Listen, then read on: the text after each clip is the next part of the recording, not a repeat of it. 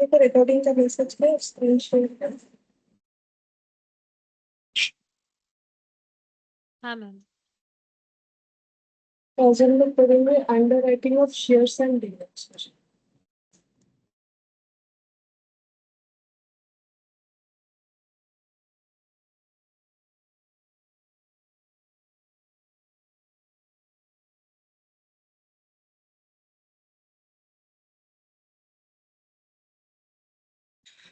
Under writing of shares and debenture, ठीक है।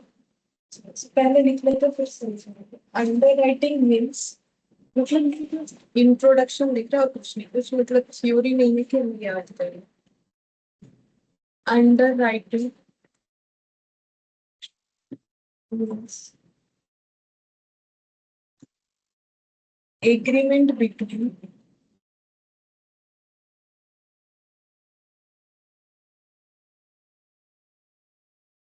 company and another person, company and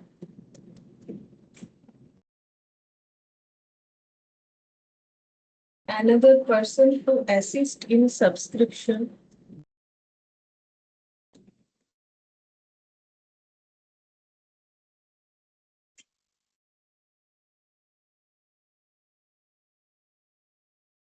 of shares and debentures.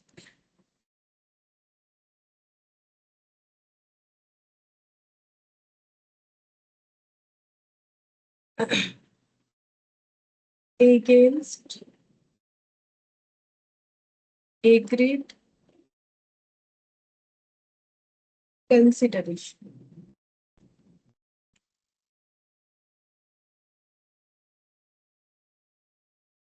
Person who assist in subscription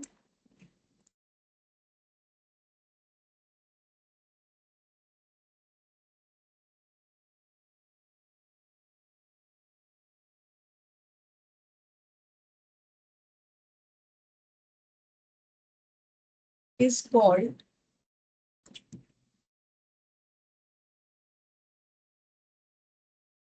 underwriting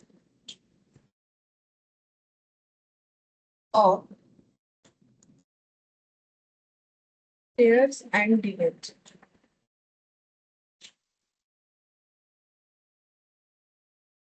In case of full oblique oversubscription, in case of full oblique over subscription, underwriters will get commission. Underwriters will get commission, but in of but in case of but in case of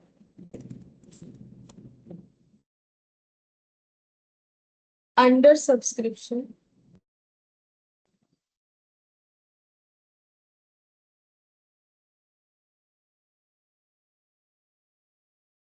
underwriters is required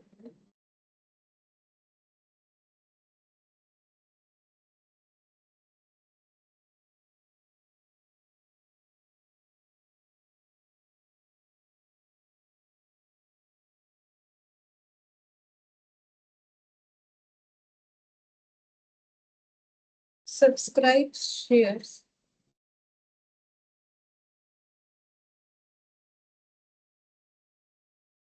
subscribe shares at issue price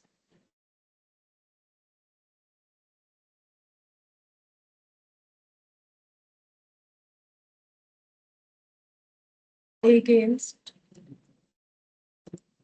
receipt of commission.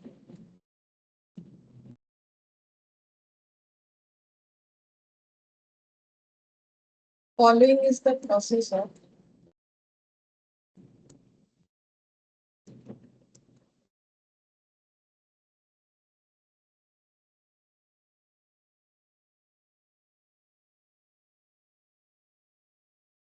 underwriting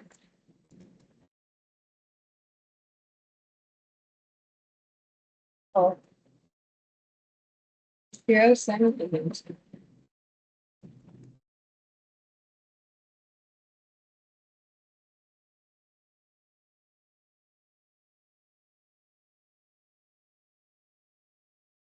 Point B,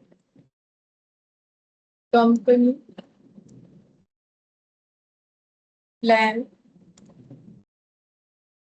plans for public issued share.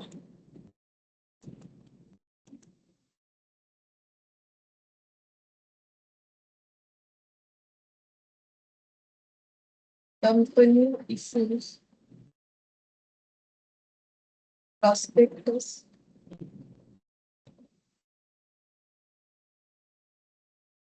date, approval from SEBI.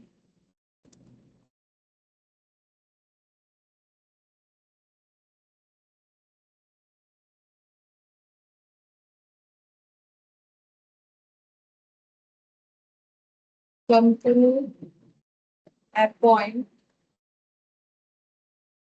underwriter,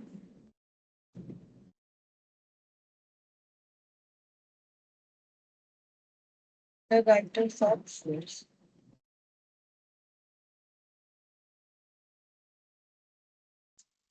Company agree with underwriting terms and conditions.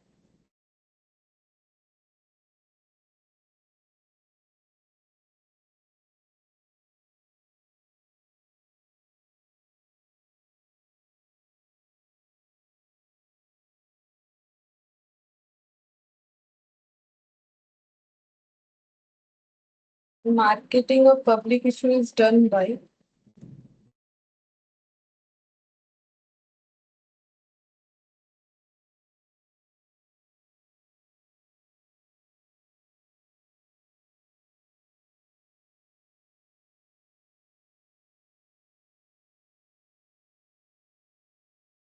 company and underwriter.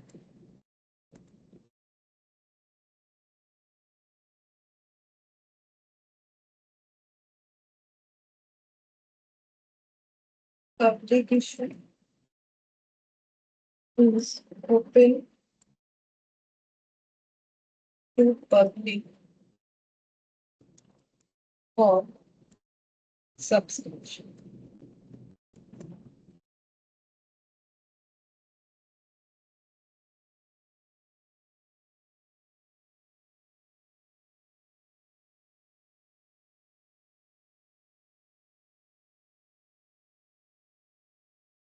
Bankers,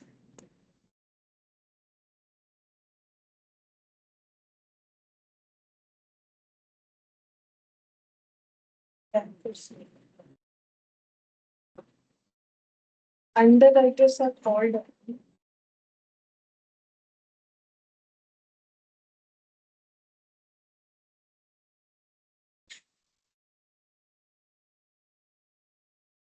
to pay for short subscription.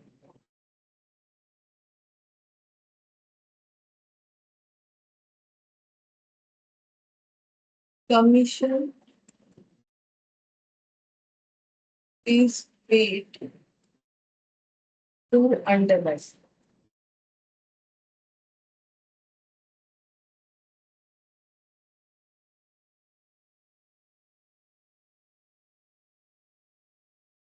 Call money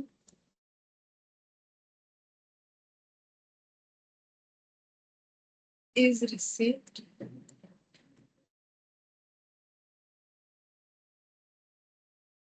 called as usual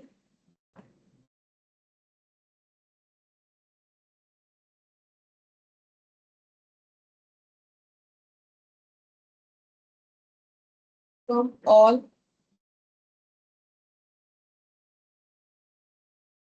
share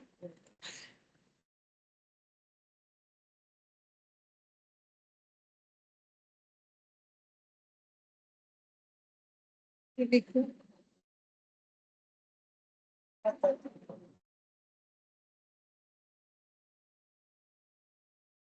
हाँ हो गया ma'am.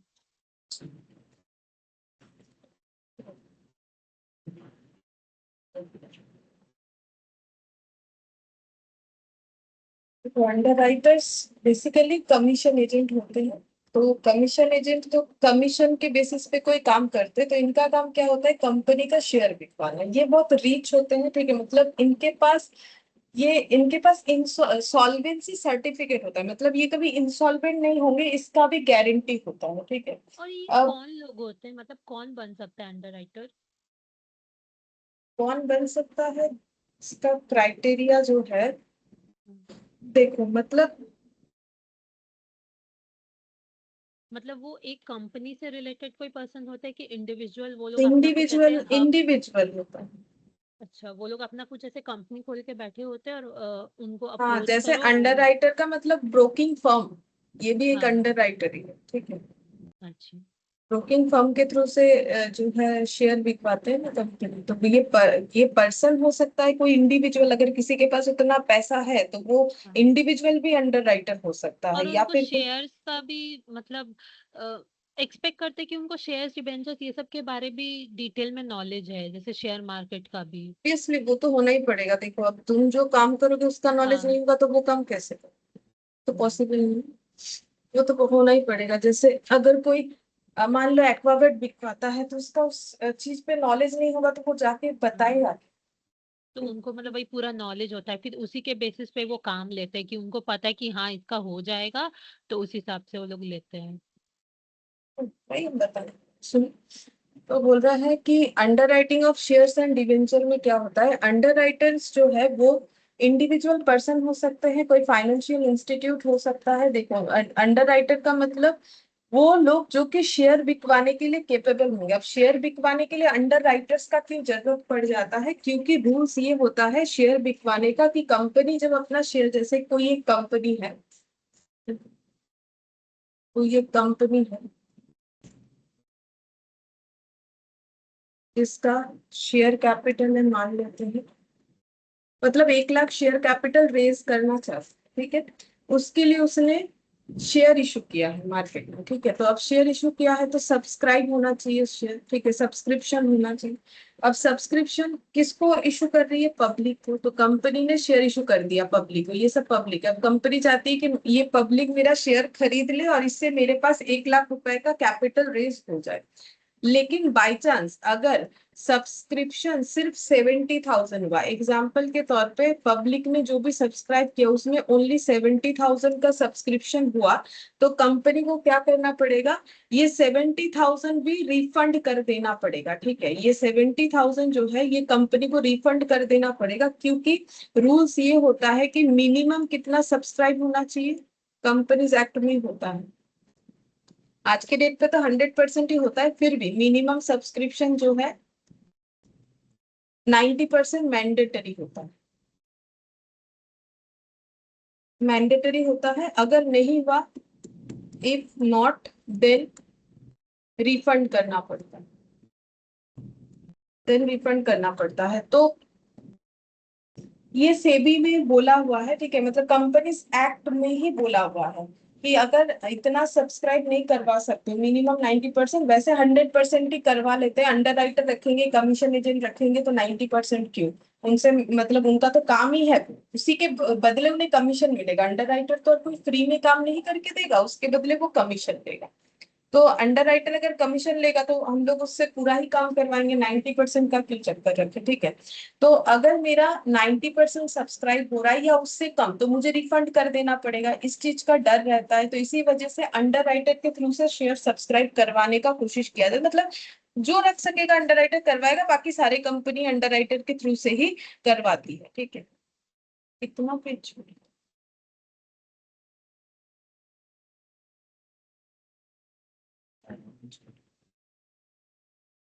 तो यहाँ पर वही लिखा है, under writing means agreement between company and another person. तो अंडर राइटर के साथ कंपनी का क्या होता है, एग्रीमेंट होता है कि आप मेरे सब्सक्रिप्शन करवा दीजिएगा मेरे शेयर्स का या डिवेंचर का। तो क्वेश्चन हम लोग का शेयर्स पे आता है, डिवेंचर पे नहीं आता है नॉर्मली, ठीक है, आता नहीं, ठीक है। तो to assist in subscription of shares and debenture against agreed consideration, agreed consideration मतलब बदले में आपको कमीशन मिलेगा, आप मेरा शेयर बिकवा दीजिएगा, तो एक कॉन्ट्रैक्ट होता है कि इतना % कमीशन दे देंगे। Person who assist in subscription is called under writing of shares and debenture, तो इसको अंडर राइटर्स होगा। ये लैंग्वेज गलत होगा, इसको ठीक करो।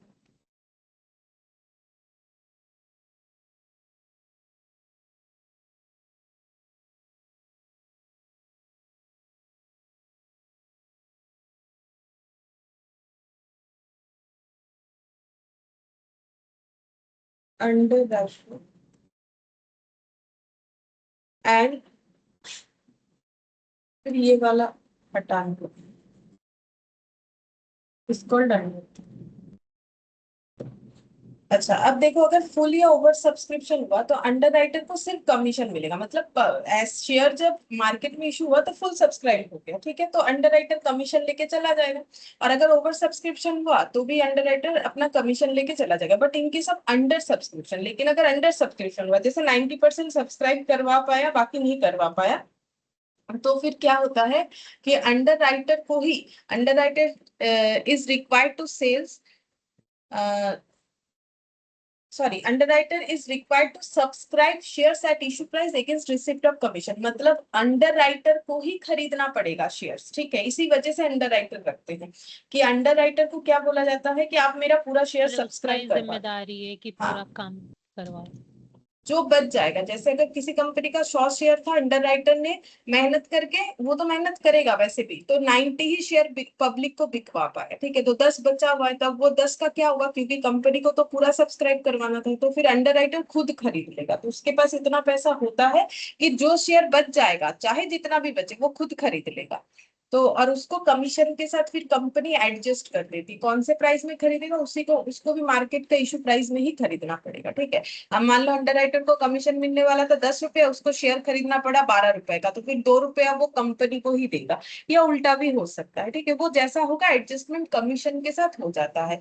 अगर वो पूरा शेयर नहीं बिकवा पाया तो उस केस में उसे शेयर खरीदना पड़ेगा, ठीक है। और इसी इसी बेनिफिट की वजह से ही कंपनी अंडरराइटर को हायर करती है, तो इसका मतलब 100% सब्सक्राइब तो होगा ही होगा, ठीक है, इसमें कोई टेंशन नहीं है। फिर बोल रहा है क्या प्रोसेस होता है, ये जस्ट ऐसे ही लिख दिया, ठीक है, ये हमारे कैलकुलेशंस का कोई इससे कोई लेना देना है नहीं वैसे, ठीक है। तो सबसे पहले बोला है कि कंपनी पहले प्लान करती है कि हाँ हम लोग आईपीओ करना चाहते, मतलब इनिशियल पब्लिक ऑफर करना चाहते हैं, तो बेसिकली बोर्ड ऑफ डायरेक्टर्स ये चीज को सोचता है कि हम लोग इशू करना चाहते हैं, फिर कंपनी इशू करती है, उसके अगेंस्ट में प्रोस्पेक्टस सेबी से अप्रूवल लेने के बाद फिर कंपनी अंडरराइटर को अपॉइंट कर लेती है, फिर अंडरराइटर के साथ उसका एक एग्रीमेंट होता है जिसमें कुछ टर्म्स कंडीशंस होगा कि इतना कमीशन, इतना ये सब, ठीक है। फिर मार्केटिंग होता है, public issue is done, company भी अपना मार्केटिंग करती है, अंडरराइटर भी करता है मार्केटिंग, तो दोनों ही मार्केटिंग करते हैं, ठीक है, क्योंकि दोनों को ही जरूरत है। कंपनी का तो है ही, अंडरराइटर को देखो वो जितना कम बिकवाएगा उसको उतना खरीदना पड़ेगा ना, तो वो भी मार्केटिंग करता है, बिकवाएगा तभी ना उसे कम खरीदना पड़ेगा। फिर बोल रहे public issue is open to public for subscription, फिर पब्लिक इशू ओपन हो जाता है, अब पब्लिक चाहे तो अगर उसे अच्छा लग रहा है इस कंपनी का शेयर खरीदना है तो शेयर खरीद लेती है। Underwriters are called upon to pay for short subscription, वही जो यहाँ ऊपर बोला है कि अगर सब्सक्रिप्शन अंडर सब्सक्रिप्शन हुआ तो उसको बुलाया जाता है, भाई देखो अंडर सब्सक्रिप्शन हो गया, अब आप खरीदो।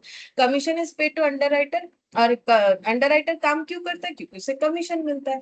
Call money is received called as usual from share holder, तो शेयर होल्डर से जैसे कॉल मनी रिसीव करते हैं उस केस में अंडरराइटर से भी कॉल मनी रिसीव करेंगे, मतलब बेसिकली वही कि इशू प्राइस में उसको भी खरीदना पड़ेगा। तो अगर शेयर प्रीमियम में लिस्टेड हुआ है तो उसका भी, मतलब उसमें कोई कॉम्प्रोमाइज नहीं है कि अंडरराइटर है तो उसे कम बेसी में हम लोग शेयर दे देंगे, ऐसा कुछ नहीं होता है। नॉर्मल जो प्राइस पब्लिक जिस प्राइस पे खरीद रही है उसी प्राइस पे इन लोगों को भी खरीदना पड़ता है, ठीक है। अच्छा, अब इसका जो फॉर्मेट है क्वेश्चन करने का, इसमें कोई डेबिट क्रेडिट नहीं होता है, बस एक कैलकुलेशन होता है, वही हमें करना पड़ता है, ठीक है। तो यहाँ पर लिखेंगे कैलकुलेशन ऑफ अंडरराइटर्स लायबिलिटी, यही क्वेश्चन होता है इस चैप्टर में, और दूसरा कोई क्वेश्चन नहीं होता है, ठीक है। और कभी कभी अगर हमें कोई जर्नल एंट्री दे दे तो वो तो जर्नल एंट्री नॉर्मल रहेगा कि कमीशन रिसीव कर रहा है, कंपनी को पैसा दे रहा है, वो हो सकता है होने से। मेन ये चीज हमें दिया जाता है। मान लो 3 अंडर राइटर्स है, ये फॉर्मेट हम लोग फॉलो करेंगे जब भी क्वेश्चन करेंगे। सबसे पहले ग्रॉस लाइबिलिटी, तो अगर 3 अंडर राइटर है, तीनों अंडर राइटर का लाइबिलिटी क्या क्या है, तो तीनों का लाइबिलिटी का अमाउंट, ये सब क्वेश्चन हम लोग को बता देगा कि लाइबिलिटी का अमाउंट क्या है। फिर लेस कर देंगे मार्क एप्लीकेशन, बता देंगे ये मार्क एप्लीकेशन क्या है। मार्क एप्लीकेशन का मतलब एक्चुअली होता है कि अंडर राइटर्स कुछ शेयर्स पे अपना स्टैंप लगवा सकते हैं, ठीक है, कि ये नहीं तो पता कैसे चलेगा कि कौन सा शेयर किसका बिक रहा है। तो अगर अंडर राइटर का, ऐसे ए अंडर राइटर, उसका जो शेयर्स है उसमें मान लो उसने एक स्टैंप ए बोल के लगवा लिया, बी ने जो है बी बोल के लगवा लिया, ठीक है, तो इसको बोलते हैं मार्क्ड एप्लीकेशन, ताकि काउंट किया जा सके कि कौन सा, जैसे जब सबमिट होगा तो पता चलेगा कि ये जो पब्लिक ने खरीदा ये ए के थ्रू से हुआ था, ये बी के थ्रू से हुआ था, ये सी के थ्रू से हुआ था। इस चीज को बोला जाता है मार्क्ड एप्लीकेशन, मतलब application with stamp of the particular underwrite, ठीक है। फिर लेस अनमार्क्ड, अनमार्क्ड का मतलब जिसमें कोई मार्किंग है नहीं, ठीक है।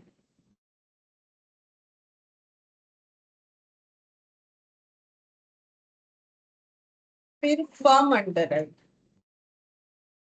फर्म अंडरराइट,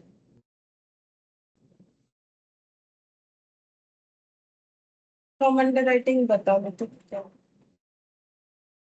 ये हो जाएगा। फिर इसके बाद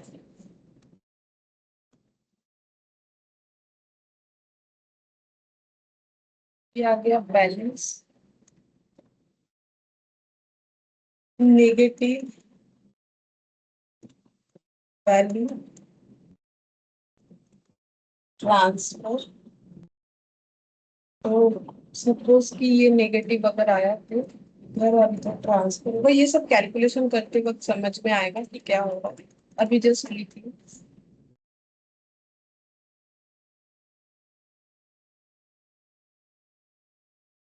नेट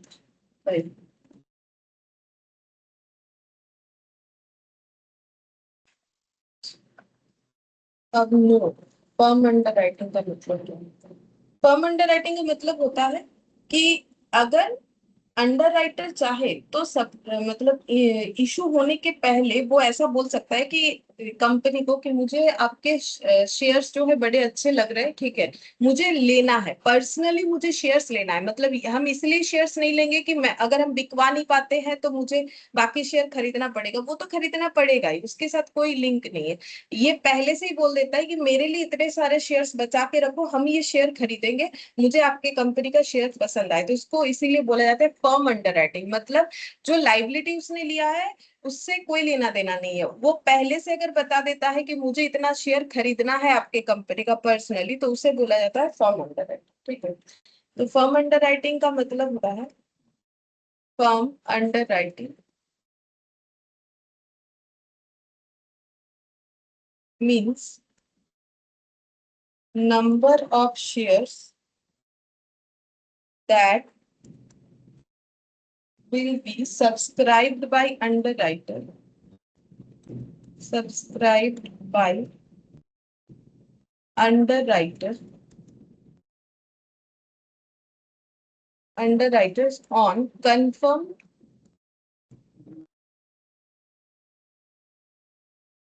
basis। कंफर्म्ड बेसिस में उसको लेना है, ये नहीं कि नहीं बिका तो मजबूरी में ले रहा है, ऐसा नहीं है, वो पहले से ही बता देता है कि इतना शेयर मुझे खरीदना पड़ेगा। It means underwriters have given commitment, it means underwriter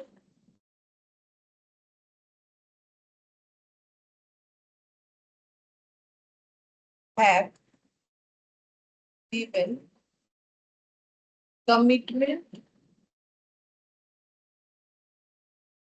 to acquire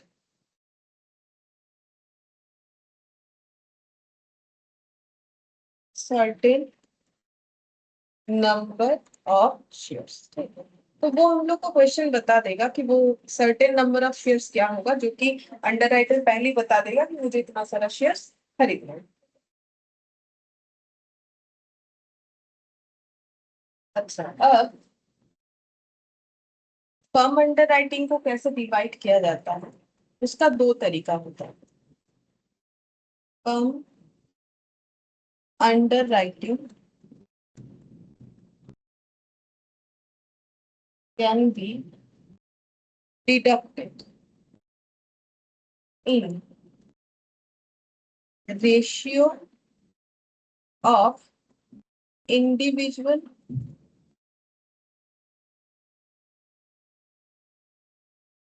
commitment. मतलब अगर क्वेश्चन में मुझे बता ही दिया कि फर्म अंडरराइटिंग किसका कितना है, जैसे यहाँ पर मैंने लिखा है, तो ये जो तीन अंडरराइटर में डिवाइड किया है, या तो क्वेश्चन में गिवन रहेगा ये वाला वैल्यू, ये वाला वैल्यू, ये वाला वैल्यू, ठीक है। तो उस चीज को यहाँ पर मैंने लिखा है कि रेशियो ऑफ इंडिविजुअल कमिटमेंट। तो अगर बता देगा कि, या फिर बता दिया कि total underwriters number of share, sorry total firm underwriting मान लो 10,000 और उसमें रेशियो बताया है 1:2:3, तो हम लोग उस रेशियो में डिवाइड कर देंगे, ठीक है। तो वैसे हो सकता है, या फिर रेशियो ऑफ ग्रॉस लाइबिलिटी, इस पे भी हमें डिस्ट्रीब्यूट करना पड़ सकता है, जैसा क्वेश्चन में दिया हुआ रहेगा इंफॉर्मेशन।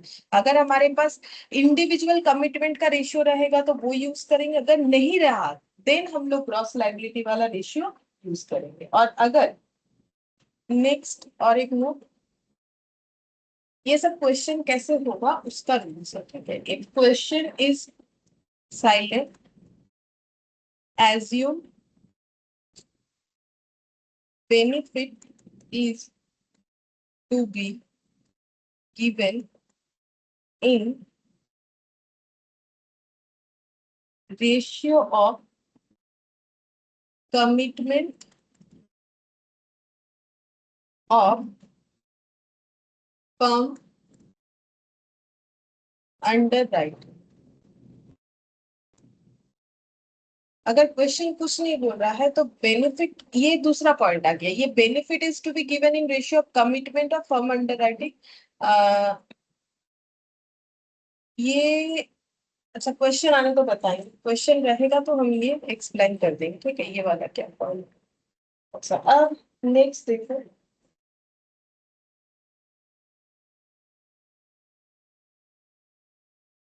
जर्नल एंट्री, इसमें क्या क्या हो सकता है, ठीक है।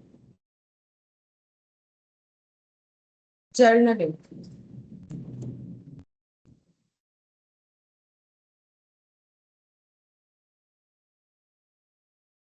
पब्लिक रूट, पब्लिक रूट का मतलब होता है जो शेयर्स पब्लिक खरीद रही है, अंडरराइटर नहीं खरीद रहा है, चाहे फर्म वाला हो चाहे कुछ और हो, ठीक है।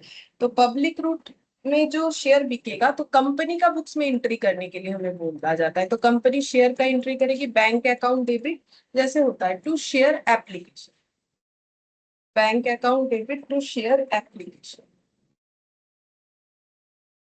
ये अमाउंट आ गया। अच्छा यहाँ पर कौन कौन सा अमाउंट आ जाएगा, marked plus unmarked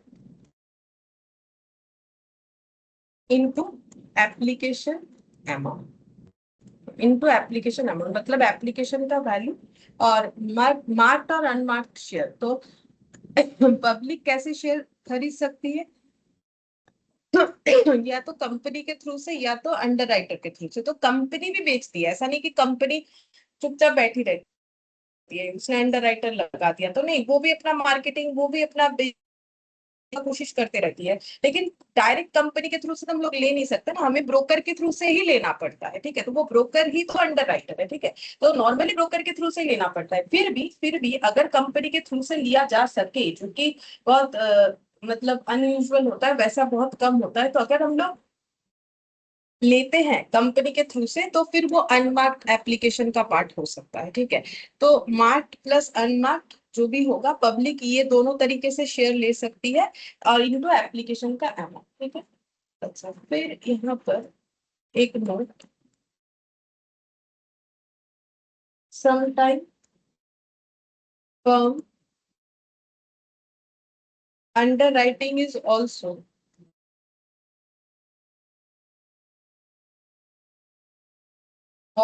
applied by underwriters along with public. Then amount in above entry will increase. अब ये क्या बोल रहा है कि कभी कभी ऐसा होता है कि जो फर्म अंडर राइटिंग है, मतलब अंडर राइटर जो पहले से ही बता देता है कि हम इतना सारा शेयर्स खरीदेंगे ही खरीदेंगे, तो sometime firm under writing is also applied by under writers along with public. तो क्या क्या होता है ना, कंपनी बोल देती है ठीक है अगर आपको इतना शेयर खरीदना है तो आप नॉर्मल पब्लिक की तरह अप्लाई कर दो, ठीक है। अगर ऐसा होता है, अगर ऐसा होता है वो क्वेश्चन हमें बताएगा कि अगर ऐसा होता है तो हम लोग फिर यहाँ पर हमारा अमाउंट इंक्रीज होगा, मतलब marked unmarked plus form under writing वाला डेटा भी आ जाएगा इनटू एप्लीकेशन अमाउंट, अगर अंडर राइटर भी पब्लिक के थ्रू से ही अपना फॉर्म जो अंडर राइटिंग शेयर्स है वो अप्लाई कर रहा है, ठीक है। तो वो पॉइंट हुआ, तो फिर हमें उस चीज को कंसिडर करना पड़ेगा यहाँ। Next note, firm under writing include, firm under writing include included in mark application means public group benefit in ratio of commitment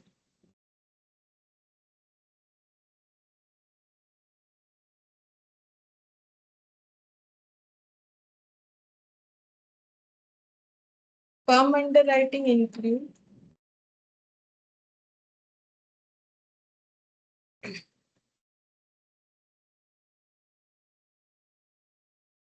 included in unmarked application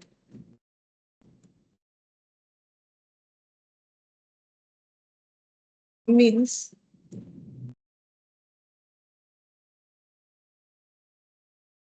public group benefit in ratio of gross liability। तो यहाँ पर बोला है कि अगर firm under writing marked application के through से जा रहा है, मतलब मार्क्ड एप्लीकेशन का मतलब है अंडर राइटर ने कुछ फॉर्म में अपना मार्क करवा लिया, ठीक है, कि ये अगर बिका तो पता चलेगा कि ये मेरा वाला शेयर बिका है। तो अगर वो उस मार्क्ड एप्लीकेशन के थ्रू से अपना फर्म अंडर राइटिंग कर रहा है, ठीक है, मतलब जो शेयर खरीदेगा ही बोला है वो शेयर जो है खरीद रहा है, तो वो पब्लिक रूट है। मतलब अगर firm under writing marked application में इंक्लूड हो सकता है, अनमार्क्ड में भी इंक्लूड हो सकता है, वो क्वेश्चन में बताएगा। अगर मार्क्ड में इंक्लूड है तो बेनिफिट जो है वो डिस्ट्रीब्यूट होगा इन रेशियो ऑफ कमिटमेंट, यानी कि कमिटमेंट रेशियो के ऊपर। और यहाँ पर अगर firm under writing unmarked application में इंक्लूडेड है तो वो भी पब्लिक रूट ही हुआ, अनमार्क्ड और मार्क्ड दोनों ही पब्लिक रूट हुआ। अभी यहाँ पर मैंने यही चीज बताया, अनमार्क्ड और मार्क्ड दोनों ही पब्लिक रूट हो रहा है, लेकिन बेनिफिट उस केस में क्रॉस लाइबिलिटी में जाएगा, ठीक है। ये सब रूल्स है, क्वेश्चन आएगा तो ये रूल्स हम लोग अप्लाई करें, ठीक है। अच्छा, ये हो गया पब्लिक रूट का जर्नल एंट्री। फिर प्राइवेट, प्राइवेट, ठीक है। सबसे पहले underwriters account debit to share app. Private route से तो शेयर जो है अंडर राइटर्स खरीदेगा, ठीक है। तो कंपनी पहले अंडर राइटर से जो अमाउंट मिलना है वो ड्यू करेगी, मतलब इसका नरेशन हो जाएगा be amount due from underwriter, being amount due from underwriter. और इसमें एंट्री कैसे होगा, नेट लाइबिलिटी। प्राइवेट रूट मतलब कि पहले अंडर राइटर को जो जितना लेना है वो लेगा और फिर बैलेंस वो लोग ऑफर करेगा। हाँ, मतलब जो अंडर राइटर्स लेगा बोला है उसका एंट्री, कि अंडर राइटर्स इतना लेगा, तो फिर वो अमाउंट अंडर राइटर से फिर जितना शेयर बिकेगा उतना पैसा ड्यू करेगा कंपनी। मतलब उन लोग को फर्म अंडर राइटिंग लेना पड़ेगा जो अगर कुछ बोल रखा है तो, और जो नहीं शेयर बिकवा पाएगा उसका, दोनों ही। फर्म अंडर राइटिंग तो पहले ही बता देगा ना,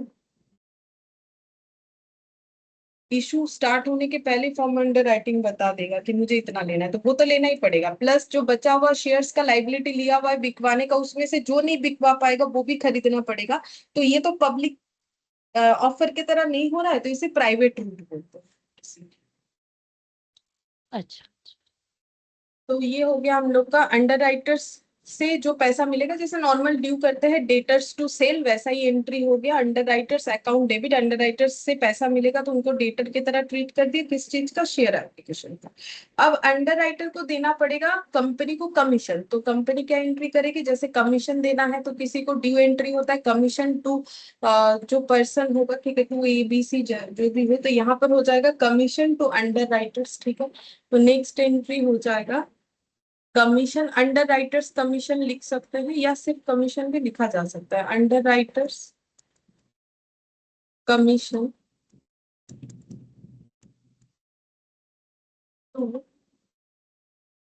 कमीशन खर्चा है तो कमीशन अकाउंट डेबिट, और जिनको देना पड़ेगा उनको ड्यू करेंगे, वो होते हैं under writers. Being commission charged, being commission due या चार्ज्ड कुछ भी लिखा जा सकता है। कमीशन कैसे कैलकुलेट होता है, कमीशन हो जाएगा ग्रॉस लाइबिलिटी, ठीक है। तो कोई कुछ भी बिकवाए कुछ भी हो जाए, कमीशन हमेशा ग्रॉस लाइबिलिटी के ऊपर ही मिलता है, into issue price into rate of commission.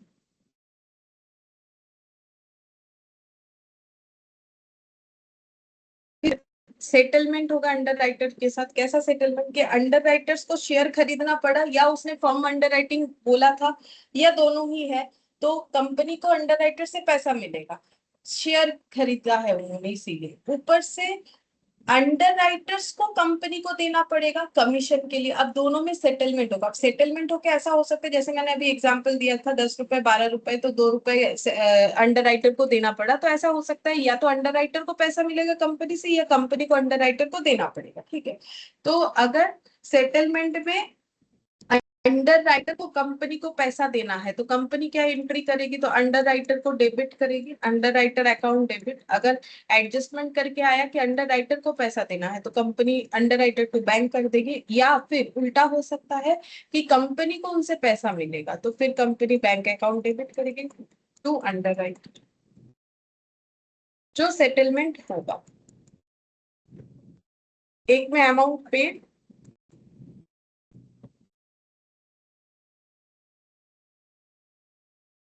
और इसमें हो जाएगा अमाउंट रिसीव। फिर शेयर अलॉट किया जाएगा, तो एंट्री हो जाएगा शेयर एप्लीकेशन, ये एंट्री 3, ठीक है, share application to share capital.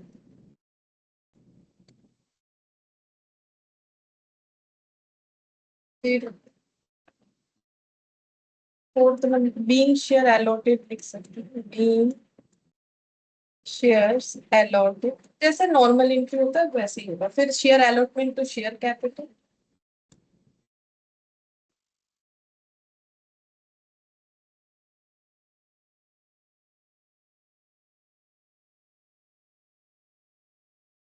Being share allotment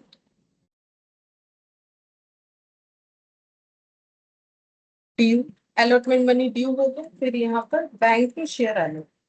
और अगर फाइनल कॉल वगैरह रहा क्वेश्चन में बाई चांस तो वो भी हो सकते हैं, बट उतना कुछ रहता नहीं है, मेनली तो अंडर राइटर के ऊपर क्वेश्चन है। अगर वो होगा तो फिर हमारा पूरा वो कंपनी अकाउंट्स का बात हो जाता है, तो यहाँ पर उतना ये एंट्री पे जो है उतना क्वेश्चन नहीं होता है, ये allotment first call final call, क्योंकि उस टॉपिक के ऊपर है नहीं, क्योंकि अंडर राइटर के ऊपर है तो उसी के बेसिस पे ज्यादा क्वेश्चन। तो यहाँ पर हो गया बीइंग अमाउंट, तो ये ज्यादा ही हम लोगों ने एंट्री लिख लिया है, इतने सारे एंट्री का शायद जरूरत ना पड़े, फिर भी लिख लिया, जरूरत पड़ा तो ठीक है, नहीं पड़ा तो रहेगा, कोई प्रॉब्लम तो नहीं। अच्छा, अब हम लोग एक क्वेश्चन से पहले समझते हैं कैसे करके करना पड़ेगा।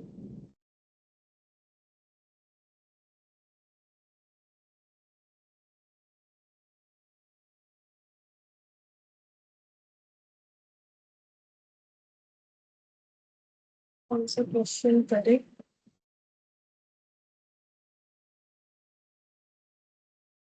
यहाँ से करते हैं illustration.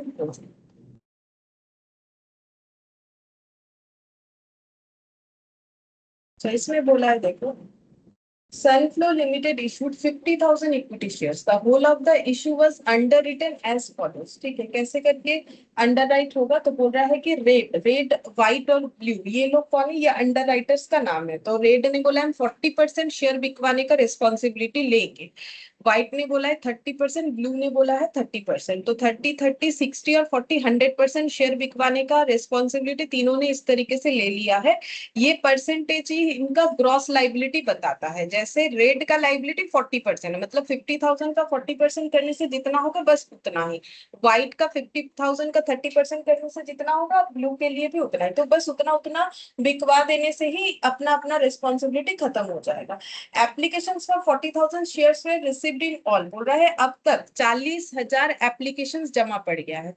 Out of which application for 10,000 shares had the stamp of rate. तो ये स्टैंप लगा हुआ है रेट का, इसमें से मतलब 40,000 शेयर एप्लीकेशन आके जमा पड़ गया है कंपनी के पास, क्योंकि जमा तो कंपनी के पास ही होगा ना। अब बिकवाए कोई कमीशन एजेंट, क्या फर्क पड़ता है, लेकिन कंपनी के पास ही आके पूरा चीज जो है सबमिट होगा। तो 10,000 शेयर्स जो है उसमें रेट का स्टैंप लगा हुआ है, तो ये हो गया रेट का मार्क्ड एप्लीकेशन।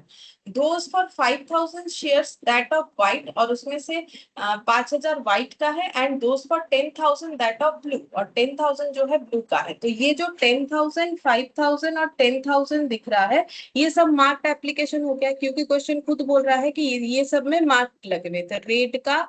तो मार्क मतलब वो स्टैंप होता है, तो वो स्टैंप ही बोला है, ठीक है। तो रेड का, व्हाइट का, ब्लू का, सबका अपना अपना स्टैंप लगा हुआ है। तो देखो 10,000, 5,000, 10,000, 25,000 हो गया। तो इसका मतलब 40,000 में से 25,000 अगर मार्क्ड एप्लीकेशन है, तो अनमार्क्ड कितना होगा? 15। हाँ, वो दे भी दिया है, देखो, अगर हम लोग नहीं भी कैलकुलेट करते, दे हाँ, दिया, फिर भी कैलकुलेट मतलब कर लेना चाहिए। वो अभी बिका नहीं है। नहीं, बिका तो सभी है। एप्लीकेशन आया है 40,000, तो बिका तो सभी है। उसमें से मार्क्ड वाला 25 है, बाकी 15 तो अनमार्क्ड है। मार्क का अनमार्क क्या हुआ? मार्क करना अभी तो बताया कि इसमें स्टैंप लगा हुआ रहता है, ताकि आइडेंटिफाई हो कि जो ये 40,000 है। अब कैसे आइडेंटिफाई होगा कि 40,000 में से एक रेड ने कितना सारा बिकवाया है, कैसे आइडेंटिफाई? हाँ, तो उसके तो लिए वो सब वो जो स्पेसिफिकली स्टैंप हो लगा गया। हुआ, हाँ, तो वो और जो काउंट कर बचा लिया हुआ है जाए। फिर उसको क्या मानेंगे? पता थी। मतलब वो बचा लोग ने हुआ खुद खरीदा? नहीं, उसको खुद खरीदा नहीं बोला, ये अनमार्क्ड बोला जाता है। मतलब मार्किंग, क्योंकि मैंने बोला ना कि कंपनी भी मेहनत करती है, ऐसा नहीं है कि सिर्फ और सिर्फ अंडर राइटर बिक पाता है, ठीक है। मतलब देखो, उन्होंने मार्क्ड, कुछ शेयर्स एप्लीकेशंस जो है वो मार्क्ड करवा लिया, कुछ अनमार्क्ड रह गया, ठीक है। तो हमें बता दिया क्वेश्चन में कितना मार्क्ड एप्लीकेशन बिका है, इतना ही, ठीक है। और रिमेनिंग जो है उसमें कोई स्टैंप नहीं था, मतलब उसको बोलते हैं अनमार्क्ड।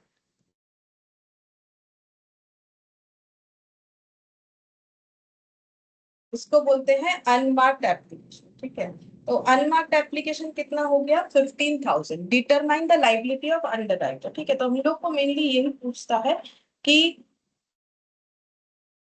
लाइबिलिटी क्या है अंडर राइटर्स का। तो अगर मैंने जो स्ट्रक्चर लिखवाया है वो अगर देखोगे, तो वहां पर भी मैंने वही लिखवाया कि नेट लाइबिलिटी, ठीक है। तो मतलब उसका लाइबिलिटी कितना रहेगा? अच्छा देखो, मतलब अनमार्क्ड एप्लीकेशन का मतलब वो एप्लीकेशन जो कंपनी के पास रिसिप्ट तो हुआ है, बट उसमें कोई मार्क, कोड या स्टैम्प कुछ नहीं लगा हुआ था, ठीक है।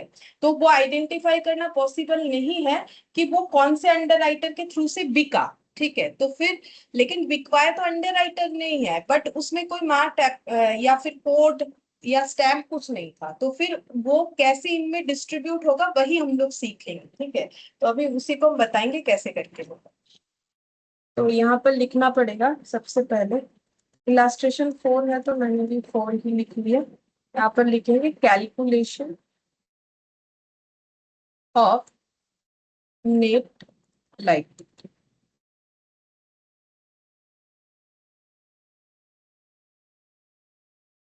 पर्टिकुलर्स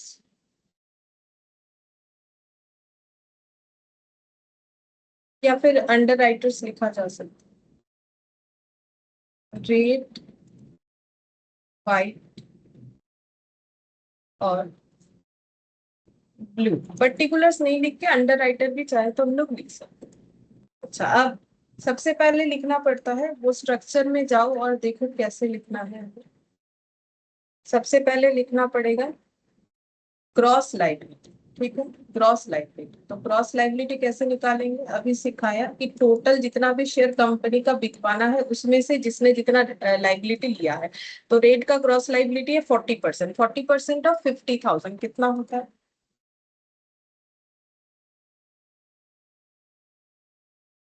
20। और तो रेट को 20,000 बिकवाना है और बाकी दोनों का 30-30%। 30-30 तो ये हो गया 15,000। 15,000 ठीक है। अब इसमें से इनका हमें पता है कि किसने कितना शेयर बिकवा दिया, क्योंकि उसमें स्टैंप लगा हुआ था। ठीक है, रेड का स्टैंप और व्हाइट का और ब्लू का। तो वैसा शेयर है 10,000 रेड का, इसका 5,000 व्हाइट वाले का और ब्लू का 10,000। तो उसको बोलते हैं मार्क्ड एप्लीकेशन।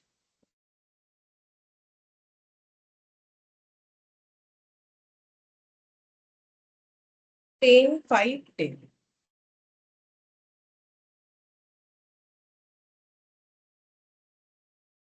लेकिन ऐसे, अनमार्क को भी तो उसी प्रोपोर्शन में ले सकते हैं।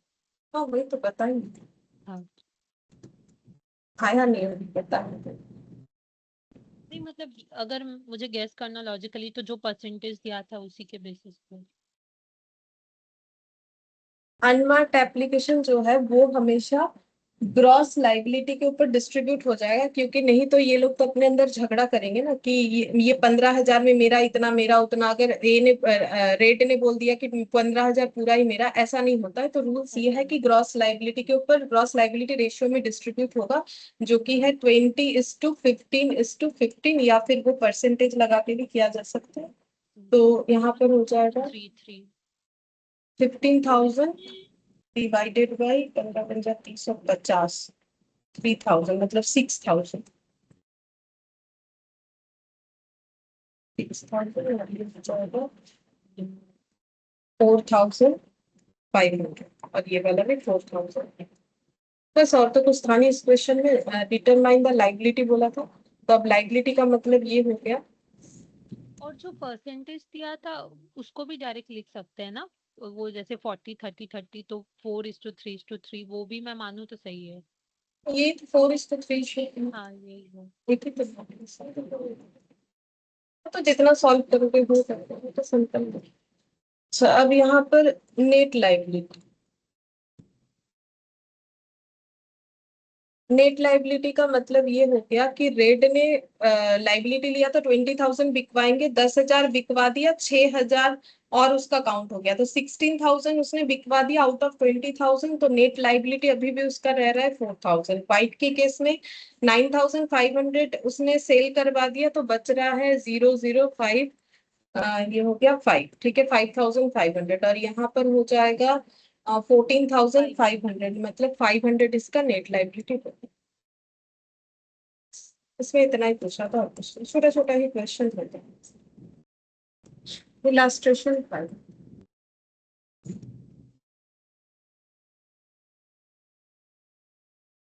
इसमें बोला है कि Moonlit Limited issued 50,000 equity shares, of which only 60% was underwritten by Green. Applications for 45,000 shares were received in all, out of which applications for 26,000 were marked. Determine the liability of Green. Green का liability क्या है? बस एक ही जन का पूछा।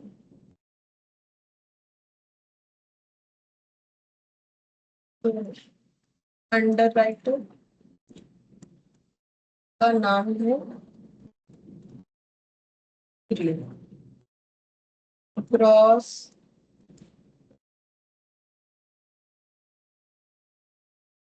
Cross liability 50,000 का, shares of which 30,000। 30,000।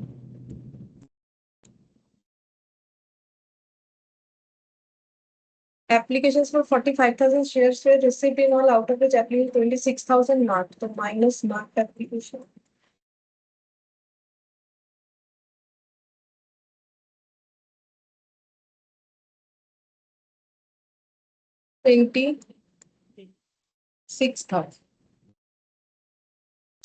अब अब देखो यहाँ पर इसका लाइबिलिटी था 30,000, जिसमें से उसने अपना ही स्टैंप लगा हुआ या कोड या जो भी लगाया था उसने मार्किंग के लिए 26,000 शेयर्स बिक गए, ठीक है।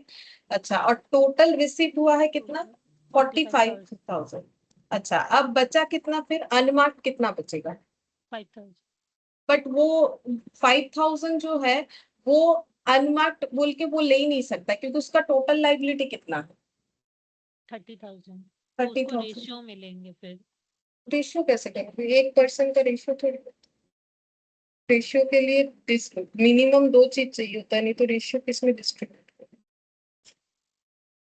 अगर कोई दूसरा अंडर राइटर होता तो यहाँ रेशियो का बात नहीं समझे।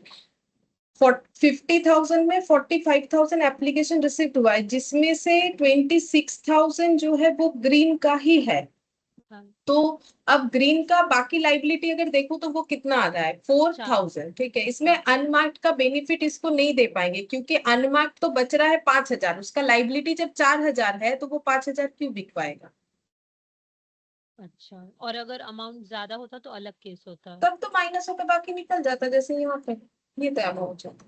इसका 20,000 था, इसने 10 और 6 16,000, तो बाकी तो उसको बिकवाना पड़ेगा। अच्छा। ठीक है, इसको और एक तरीके से भी समझा जा सकता है। ये पहला बात है, ये नेट लाइबिलिटी हो जा रहा है, ये नेट लाइबिलिटी, इसको और 4,000 ही बिकवाना पड़ेगा। लेकिन अगर हम लोग इसको और एक तरीके से समझने चाहे तो फिर ऐसे कर सकते हैं। देखो, एक तो ऐसा हो सकता था कि अगर मार्क्ड एप्लीकेशन 30,000 ही होता, मान लो ये मार्क्ड एप्लीकेशन 30,000 फॉर एग्जाम्पल, तो फिर इसका लाइबिलिटी क्या होता? कुछ नहीं, क्योंकि इसका 30,000 का ही लाइबिलिटी था, इसने 30,000 ही बिकवा दिया, तो इसका लाइबिलिटी क्या हो जाएगा? कुछ नहीं रहेगा, नो लाइबिलिटी एट ऑल, ठीक है। अच्छा, अब देखो यहाँ पर एप्लीकेशन जो रिसीव्ड हुआ है वो है 50,000 में 45,000 शेयर्स एप्लीकेशन रिसीव हुआ है। लेकिन अगर ऐसा होता कि एप्लीकेशन अगर 50,000 ही रिसीव हो जाता तो क्या होता? तो फिर क्या लाइबिलिटी रहता, बता सकते हो? मतलब मेरा क्वेश्चन ये है कि यहाँ 50,000 में 45,000 एप्लीकेशन रिसीव हुआ है, लेकिन मान लो 50,000 में अगर 50,000 ही एप्लीकेशन रिसीव होता, पूरा मिल गया तो फिर कुछ लाइबिलिटी नहीं बचा, तभी क्योंकि उसका कोई जो लाइबिलिटी नहीं होता, क्योंकि 26 पे मार्क है और बाकी जो बचा है 4 वो अनमार्क होगा, क्योंकि पूरा तो एप्लीकेशन मिल गया है ना। हाँ, तो फिर उसमें भी नो लाइबिलिटी हो जाता, कोई लाइबिलिटी और ग्रीन के तरफ से भी नहीं रहता, ठीक है। अच्छा, अब और एक तरीके से ये देखो यहाँ पर। अच्छा, और एक चीज, अगर मान लो कि एप्लीकेशन 48,000 का आता, एप्लीकेशन अगर 48,000 शेयर्स का आता, ठीक है, और टोटल यही वाला शेयर है, ये वाला, ठीक है, 50,000 इशू मान लो है 50,000 शेयर्स का, और एप्लीकेशन आया है 48,000 शेयर्स का, तो ग्रीन का लाइबिलिटी फिर कितना होता? और मार्क एप्लीकेशन अगर 26,000 ही है, बस एक चीज चेंज किया फिर, मार्क एप्लीकेशन अगर 26,000 शेयर्स ही है, तो इस केस में ग्रीन का लाइबिलिटी कितना हो? 2,000। हाँ, ठीक है। तो 50,000 में से 40,000 एप्लीकेशन रिसीव हुआ है, उसका मार्क्ड एप्लीकेशन है 26, तो यहाँ पर 4,000 नेट लाइबिलिटी जैसे आया, ठीक है। अब इसमें अनमार्क्ड का 2,000 इसको फिर हम लोग दे सकते थे यहाँ पर, अनमार्क्ड वाला बेनिफिट, तो इसका नेट लाइबिलिटी फिर कितना आ जाए? 2,000, ठीक है। मतलब 30,000 GL marked application 26,000 unmarked application, ये कितना आ जाएगा फिर? 2000। 2000 ही तो आया ना, ये देखो 50 हाँ में से 48, ठीक है, तो फिर कितना हो जाएगा? 2000। तो फिर यहाँ पर कितना हो जाएगा?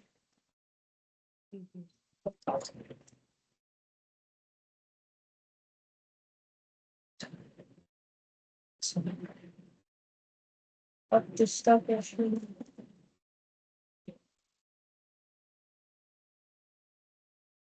ये डिटरमाइन होगा, इसको भी नहीं सकते। ठीक है, देखो बोल रहे हैं goods earth limited issued 30,006% debentures of 100 H, ये डिवेंचर पे दिया है, एक ही बात है, उसमें कोई फर्क नहीं। डिवेंचर सब रूल्स स्ट्रक्चर सब सेम रहेगा, बस लिखने के टाइम अगर लिखना कुछ है तो डिवेंचर लिखना पड़ेगा। 30,006% debenture of 100 is 60% of the issue was underwritten by Black applications for 28,000 debenture were by the company debentures the liability of Black, ये डिटरमाइन ही होगा, determine the liability of Black, Black का liability हाँ कितना हाँ। है ये बताना। बोलो क्या है?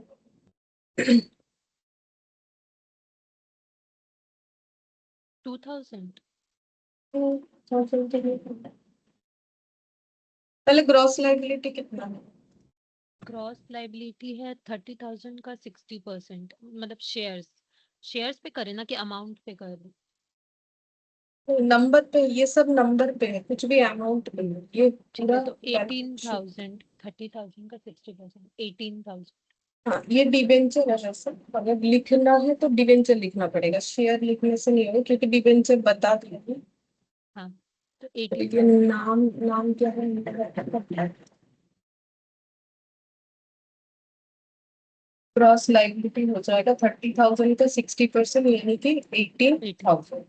अच्छा, मार्क्ड एप्लीकेशन बताया था, तो बोल रहा है कि 60% अंडर रिटन बाय ब्लैक, मतलब ये कंफर्म हो रहा है कि जितना इशू हुआ है उसका 60% ब्लैक को अंडरराइट करना पड़ेगा। अच्छा, applications for 28,000 debenture were by the company, अच्छा कंपनी को 28,000 जो है डिवेंचर मतलब इशू मिल गया, किया था, सब्सक्राइब मिल हुआ। गया, हाँ सब्सक्राइब हो गया। तो अब ये 28,000 में हमें कुछ नहीं पता क्या करना है क्या नहीं करना है, कुछ नहीं बोला है कि इसमें से ब्लैक का इतना कुछ स्टैंप लगा मार्क हुआ था या अनमार्क कुछ। वाला तो नहीं फिर है। हाँ कुछ नहीं बोला है, तो हम लोग कैसे उसको बेनिफिट दे, जो टोटल 28,000 सब्सक्राइब हुआ है उसमें ब्लैक को हम लोग कितना बेनिफिट दे सकते हैं? कुछ नहीं बोला है तो ग्रॉस लाइबिलिटी पे, हाँ, तो फिर कितना हो जाएगा?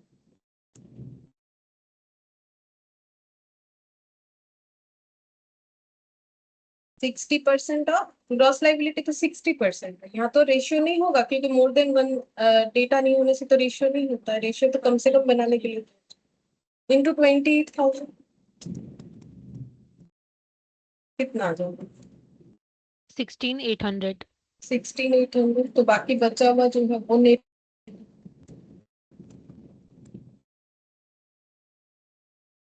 0, 0,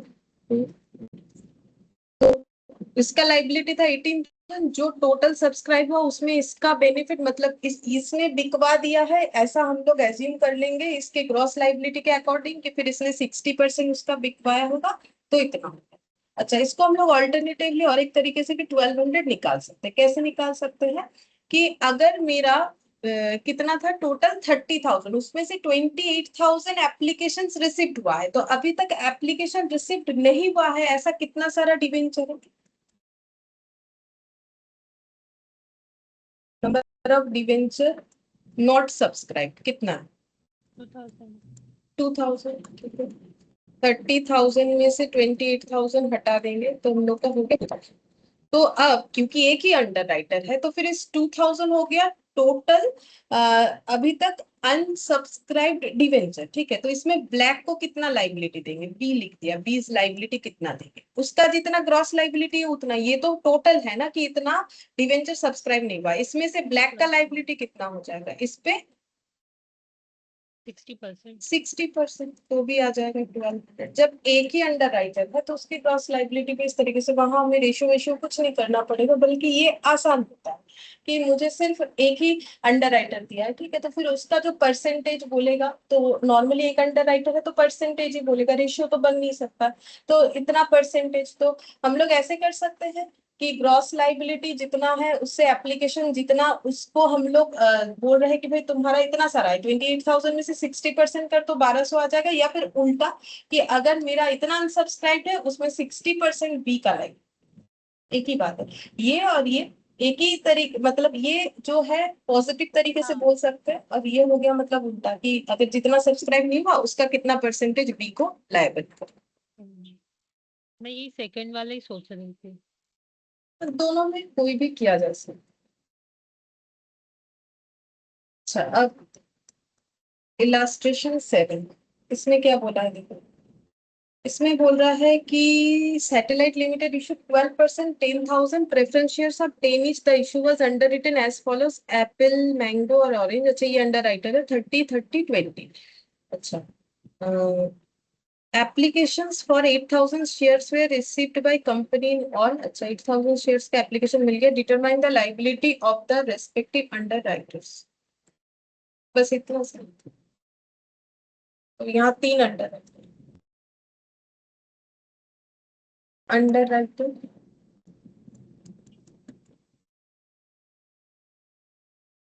एप्पल, मैंगो।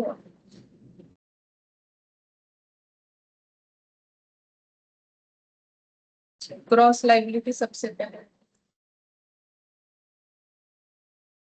जब 3 है तो उसका रेशियो बना लेते हैं 30-30-20, मतलब 3:3:2। टोटल है 10,000। 10,000 को 3:3:2 में डिस्ट्रीब्यूट करेंगे, 3 3 6 तो 8। 10,000 बाई 8 × 3। डायरेक्ट ही तो आएगा 3,000 3,000 और 2,000। 3,000 3,000 2,000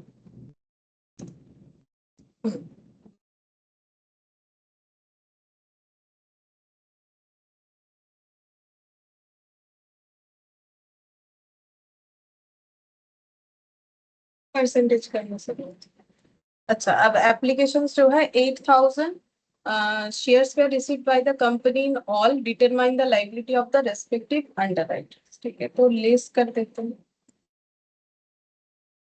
ये कुछ नहीं बोला है तो हम लोग मार्क, देखो यहाँ कुछ नहीं बोला है कि ये जो एप्लीकेशन रिसिप्ट हुआ है ये मार्क वाला है अनमार्क, टोटल बता दिए 8,000। अब ये हम टोटल एप्लीकेशन का मार्क मान बेनिफिट, लेंगे। हाँ मार्क्ड ही मान लेंगे। और, हम लोग उसे मार्क्ड माने या अनमार्क्ड, पहला बात है कि हमें तो डिस्ट्रीब्यूट करना कैसे पड़ेगा, क्रॉस लाइबिलिटी में, क्योंकि दूसरा तो कोई ऑप्शन है नहीं। हमें तो इंडिविजुअल डेटा तो बोला नहीं कि इसका इतना, इसका इतना, इसका इतना। ठीक है, तो फिर मार्क्ड हाँ। मान के और हम लोग डिस्ट्रीब्यूट कर देंगे 3:3:2 रेशियो में। तो 8,000 को 3:3:2, मतलब 3 3 6 2 8, मतलब 1,000, मतलब 3,000। नहीं, 3,000 तो गलत लिखा। 30 में 8 आ जा रहा है। 8 से वो कट जाएगा तो 8,000। 8,000 है, 8,000 3 3 6 2 8, हाँ। मतलब 1,000 आ रहा है। हाँ तो 20 में 8 तो वही।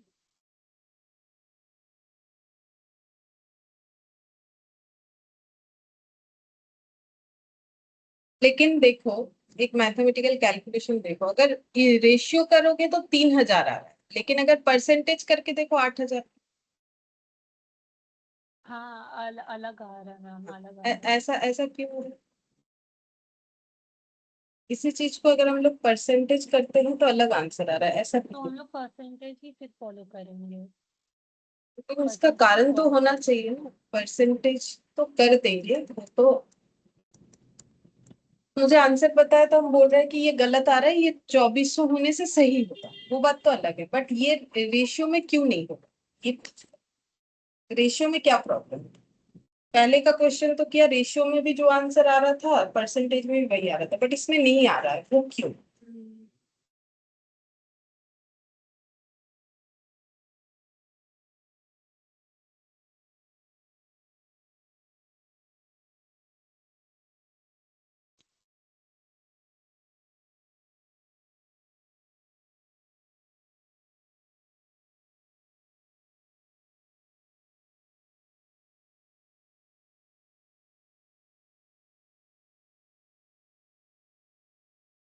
लेकिन जब ये वाला निकालोगे 10,000 का रेशियो में निकाल के देखो,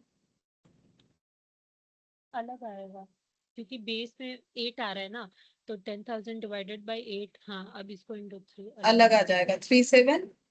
जाएगा। मतलब रेशियो से करने से आंसर मैच नहीं हो रहा है। अलग आ रहा है, रेशियो से अलग आ रहा है, परसेंटेज से अलग आ रहा है। पर हमको क्वेश्चन में तो परसेंटेज दिया है, तो पहले हम लोग परसेंटेज वाला करके देखते हैं, उसके बाद देखेंगे। मैथमेटिकल रीजन ऐसे नहीं होता। ये जो यहाँ पर तो इसमें तो इसके पहले इलास्ट्रेशन 4 में भी तो परसेंटेज दिया था, हाँ एक में था तो सेम हो रहा था इसमें। वही पूछ रहा था, ऐसा क्यों? यहाँ पर देखो, यहाँ पर आ रहा था हम लोग का 40%, 30%, 30%। अब ये पहला जो क्वेश्चन था, इसको अगर परसेंटेज में करोगे तो जो आंसर आएगा उसमें टोटल पूरा टोटल 100 हो रहा समेशन था। 100 हो रहा है, ठीक है। हाँ, ऊपर भी 100 हो रहा है वही न्यूमरेटर में, वही और हम पूछ डिनोमिनेटर में रहे भी 100 हो रहा है, और वही इसमें पूछ नहीं रहे थे, हो रहा है। मैथमेटिकल रीजन हो रहा है। ऐसा नहीं है कि क्वेश्चन में परसेंटेज है तो हम लोग परसेंटेज से कर लेंगे, पहले देखेंगे। लेकिन देखेंगे कैसे? वो तो हमारे पास आंसर अवेलेबल होगा तो हम लोग चेक कर सकते हैं, वो तो एग्जाम में थोड़ी ना। तो क्योंकि ये 100% हो रहा था और जब रेशियो हाँ बन रहा है तो भी 100% हो रहा है, इस वजह से दोनों ही तरीके से करने से सेम आएगा। तो जिसमें हमारा 100% जाएगा, मतलब 1 रेशियो के हिसाब से करेंगे, 1, 10, 100 जो भी आएगा, या फिर अगर हम लोग का रेशियो है, परसेंटेज है, तो परसेंटेज के हिसाब से चेक कर लेना चाहिए। अगर परसेंटेज का टोटल में 100 नहीं टोटल आता है, तो नहीं आता नहीं। है, तो रेशियो नहीं करना, क्योंकि तब मैच नहीं होगा। जैसे 40, 30, 30, इसका टोटल 100% आता है, इस क्वेश्चन का रेशियो बना लो या परसेंटेज यूज कर लो, दोनों में सही आंसर देगा। बट हाँ अगर किसी क्वेश्चन में टोटल और परसेंटेज 100 नहीं आता है, तो फिर वो सिर्फ और सिर्फ परसेंटेज से ही सही आंसर देगा, क्योंकि उसका रेशियो करेंगे तो वो कम दिखाएगा। एक्चुअली इसका मतलब ये होता है कि अगर हम लोग क्वेश्चन के अकॉर्डिंग देखें कि एक में 100% दिया, एक में क्यों नहीं दिया, इसका मतलब है कि अंडर राइटर को यहाँ पर लाइबिलिटी जो दिया गया है वो सिर्फ और सिर्फ 80% का दिया गया है। 80% का लाइबिलिटी डिवाइड किया गया है तीनों राइटर के ऊपर, 30, 30 और 20, और बाकी जो परसेंटेज है वो फिर कंपनी ने लिया होगा 20% का, इस वजह से नहीं हो रहा है। ठीक है, 20%। अब अगर इसका रेशियो करोगे, मतलब वो दिमाग लगाना पड़ेगा, बट उतने का जरूरत नहीं है। मतलब अगर 20%, मतलब अगर 3:3:2:2 करते हो, और यहाँ पर जो रेशियो में अगर क्वेश्चन करना, 10,000 को डिवाइड करते हो, करके देखो, अब ये 3,000, 3,000, 2,000 आ जाएगा, चेक करो। मतलब रेशियो बनाना है तो जो यहाँ पर दूसरा जो हमें दिख नहीं रहा है यहाँ पर, ठीक है, वो उस हाइड है वाले। एक्चुअली। ठीक है, वो कंपनी का, इसका मतलब बाकी 20% होगा। 30, 30, 60, 70, 80, 80 और 20%। तो इसका मतलब अगर रेशियो करना है तो मुझे 3:3:2:2 लिख के करना पड़ेगा। वो करने से 3,000, 3,000, 2,000 आएगा। सेम तरीके से अगर 3:2:2 ये करेंगे और हम लोग 8,000 को डिस्ट्रीब्यूट करेंगे तो 2,400 ही आएगा, चेक करके देखिए। अच्छा। नहीं आ रहा है? आना तो चाहिए।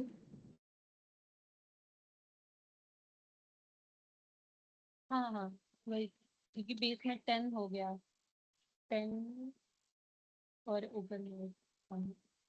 तो रेशियो से भी होगा और परसेंटेज से भी होगा, ऐसा नहीं कि नहीं होगा। लेकिन जब रेशियो करना है तो हमें देख लेना चाहिए टोटल में रेशियो हमारा 100% के साथ मैच हो रहा है कि नहीं। तो रेशियो करना है तो ये लिखना पड़ेगा कैलकुलेशन पे। हाँ, भले ही 4th नंबर पॉइंट में इस 2 का पोर्शन हमें लिखने का जरूरत ना पड़े, वो बात अलग है, क्योंकि वो है नहीं हमारे पास तो हम लोग लिखेंगे नहीं। लेकिन रेशियो से भी क्वेश्चन बनेगा, अगर कोई चाहे तो ऐसे लिख के भी कर सकते। तो दोनों तरीके से आ जाएगा। तो जो भी हो, ये 8,000 का डिस्ट्रीब्यूशन 2,400, 2,400, और ये हो जाएगा 1,600 नेट लाइब्रेरी माइनस 600, 600 और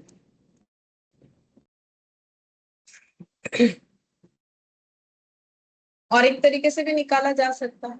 ठीक है, लेकिन हम यही वाला प्रेफर करते हैं इसीलिए क्योंकि जब थोड़ा सा बड़ा होगा क्वेश्चन तो उसमें वो प्रोसेस से करना थोड़ा मुश्किल हो जाता है। बाकी इसका एक शॉर्ट और एक तरीके से भी कर सकते हैं, बहुत शॉर्टकट कुछ है नहीं, मतलब सिंपल जितना सब्सक्राइब नहीं हुआ, जैसे कि 10,000 में 8,000 एप्लीकेशन सब्सक्राइब हुआ तो हुआ कितना नहीं, 2,000। 2000। ठीक है, अब इसमें तीनों का लाइबिलिटी, तो एक का 30%, दूसरे का 30% और लास्ट वाले का 20%, तो ये हो गया 600 होना चाहिए, 600 होना चाहिए। और वही हम लोगों ने कैलकुलेट कर लिया, 600 बट ये प्रोसेस आना चाहिए ताकि कोई भी क्वेश्चन हम लोग कर सके। और ये वाला तो छोटा मोटा क्वेश्चन के लिए ठीक है, बहुत ही छोटा सा क्वेश्चन है तो ऐसे कर सकते हो।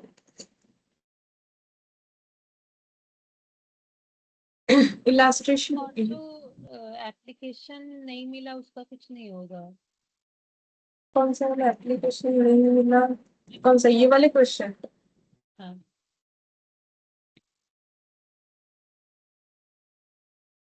कौन सा एप्लीकेशन नहीं मिला बोलो? 2000। तो वही तो इनका लाइबिलिटी रह गया है, वही तो लाइबिलिटी है, जो नहीं मिला इनको बिकवाना, खुद से खरीदना पड़ेगा, वही तो इनका लाइबिलिटी रह गया। पहले इन्होंने लाइबिलिटी लिया था 3,000 का, मेहनत मेहनत करके 2,400 बिकवा दिया, इसको 600 600 400 कितना होगा।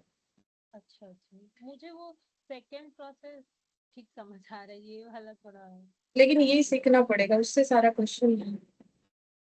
इसका प्रोसेस क्या है ये, मतलब एक एक 3 लोग हैं, तीनों लोगों ने इतना इतना शेयर बिकवाने का सोचा, इतना इतना बिकवाया, इतना नहीं बिकवाया, ये तो प्रोसेस है ही नहीं। अगर मैंने तुम्हें बोला 3,000 शेयर बिकवा दो, तुमने आके बोला मैम मैंने सिर्फ 2,400 ही बिकवाया, मैंने बोला ठीक है और 600 बिकवा दो, नहीं बिकवा पाओगे तो खुद खरीद लेना, तो ये तो कोई प्रोसेस है नहीं, सिंपल प्लस और माइनस।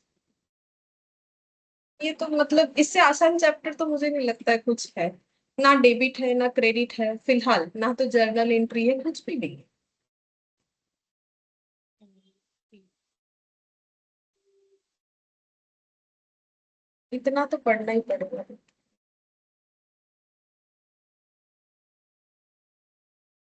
कोर्स भी तो हमारा आसान नहीं है। इलास्ट्रेशन 8, इसमें क्या बोला है, इसमें बोला है कि तो ये कंपनी है जिसने 40,000 शेयर इशू किया है and where which were underwritten as, P ने 24,000 बिकवाना है, क्यू को 10,000 और आर को 6,000। पहले टोटल देख लेते हैं कि कितना हो रहा है। 40,000 टोटल, मतलब 100% रिस्पॉन्सिबिलिटी किसने ले रखा है? 100% क्यों बोला मैंने, 24,000 10,000 और 6,000 कितना होता है?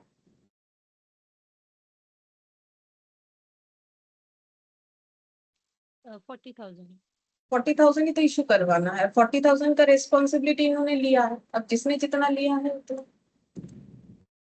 ये बात इसलिए बोल रहा है, थोड़ी देर पहले यहाँ पर 100% रिस्पॉन्सिबिलिटी नहीं था ना अंडर राइटर के, कितना हाँ। परसेंट? ओनली 80%, 80%। जिसमें से डिस्ट्रीब्यूशन था 30-30। ठीक है, तो अब बोल रहा है कि इतना इतना इनको बिकवाना है, the underwriters made application form firm underwriting as under. अब ये सब जब आ जाएगा तब वो प्रोसेस नहीं चलेगा, ठीक है। अब firm underwriting as under, firm underwriting का मतलब मैंने पहले ही बोल दिया है कि इन्होंने पहले से ही बता दिया है कि कितना कितना शेयर ये खरीदेंगे ही खरीदेंगे, मतलब नहीं बिकवा पाए तो खुद खरीदेंगे, वो तो होता ही है, लेकिन पहले से ही इन्होंने बता दिया कि मुझे कितना शेयर खरीदना है। तो पी ने बोला मुझे 3,200 शेयर खरीदना है, क्यू ने बोला मुझे 1,200 शेयर्स लेना है, आर ने बोला मुझे 4,000 शेयर्स लेना है। फिर बोल रहा है the total subscription excluding firm underwriting including marked application were 20,000। इसका मतलब है कि टोटल जो भी सब्सक्रिप्शन शेयर सब्सक्राइब हुआ है फर्म अंडरराइटिंग के अलावा, ठीक है, लेकिन मार्क्ड एप्लीकेशन को इंक्लूड करते हुए 20,000 का अभी तक शेयर सब्सक्राइब हुआ है। तो ये 20,000 शेयर जो सब्सक्राइब हुआ है इसमें फर्म अंडरराइटिंग इंक्लूड नहीं है, लेकिन मार्क्ड एप्लीकेशन इंक्लूडेड है। और मार्क्ड एप्लीकेशन कितना है, पी का 4,000, क्यू का 8,000, आर का 2,000। Prepare statement showing the net liability, अब वो प्रोसेस से कभी भी नहीं कर सकते हो, जो प्रोसेस है वो छोटे मोटे क्वेश्चन के लिए ठीक है, बट उतना छोटा छोटा क्वेश्चन हम लोग का नहीं आएगा, वो तो जस्ट सीखने के लिए स्टार्टिंग। तो यहाँ पर हम लोग को कैलकुलेट करना पड़ेगा नेट लाइबिलिटी कितना होगा। ठीक है, prepare statement showing the net liability of under writing. तो नेट लाइबिलिटी का मतलब होता है कि कितना अब इनको खुद खरीदना पड़ेगा।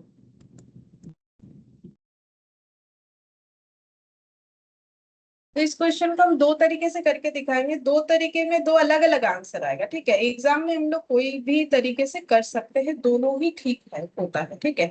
भले ही आंसर अलग आए, तो वो एजम्पशन के ऊपर डिपेंड करता है, बता देते हैं।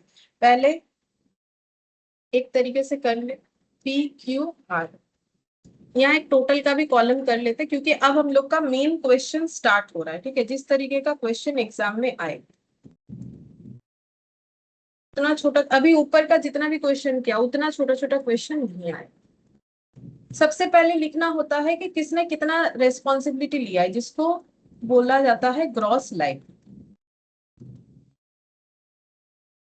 ग्रॉस लाइबिलिटी जो है 24, 10 और 6,000। तो पी ने बोला हम 24,000 शेयर्स बिकवाएंगे, क्यू ने बोला हम 10,000 शेयर्स बिकवा देंगे, आर ने बोला हम 6,000 शेयर्स बिकवा देंगे, और टोटल जो है 40,000 शेयर्स का लाइबिलिटी जो है पी क्यू और आर ने लिया है। हम लोग को निकालना है कि इनका लाइबिलिटी कितना बचा, मतलब इन्होंने जैसे ही रेस्पॉन्सिबिलिटी लिया अब ये मेहनत करना स्टार्ट कर देंगे, ठीक है।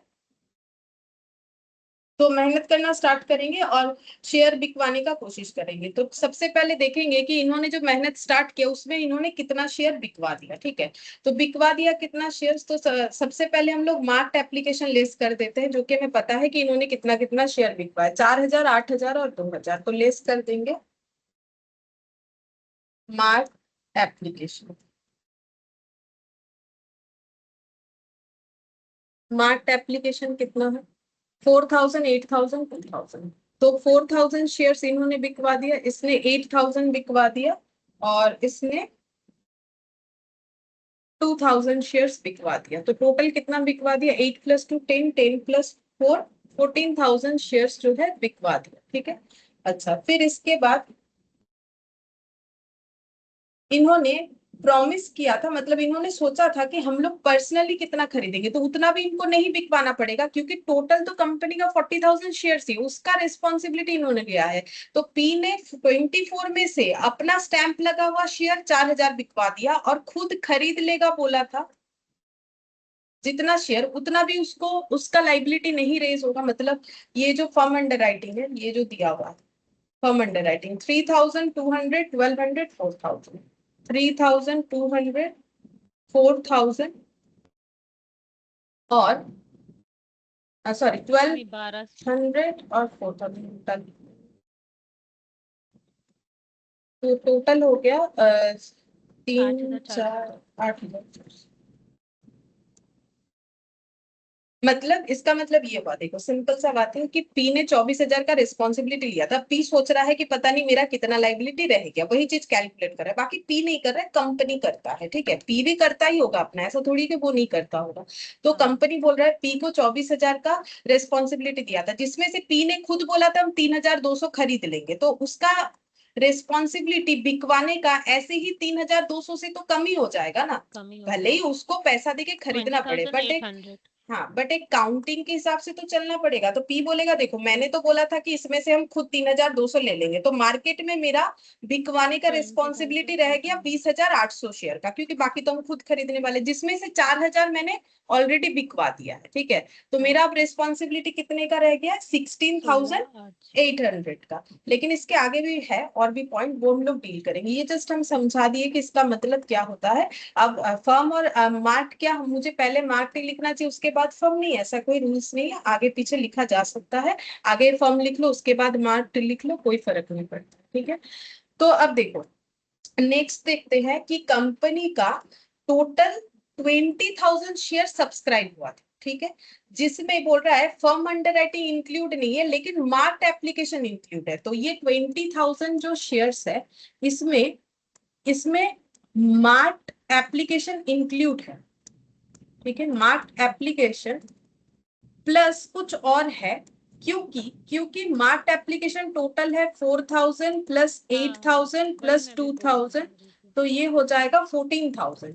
तो अगर 14,000 मार्क्ड एप्लीकेशन मार इसमें गया इंक्लूडेड है, तो बाकी तो और बचा छह कितना, हजार क्या है? 6000, तो ये है अनमार्क्ड, क्योंकि ये फर्म भी नहीं है, क्योंकि फर्म इसमें इंक्लूडेड नहीं है। क्वेश्चन ने साफ साफ बता दिया एक्सक्लूडिंग फर्म अंडर राइटिंग। अगर फर्म अच्छा। इसमें इंक्लूड होता तो वो भी लेस करना पड़ता। वो क्वेश्चन अपने हिसाब से जैसा बोलेगा हमें पढ़ के वो समझ लेना पड़ेगा कि क्वेश्चन क्या होगा।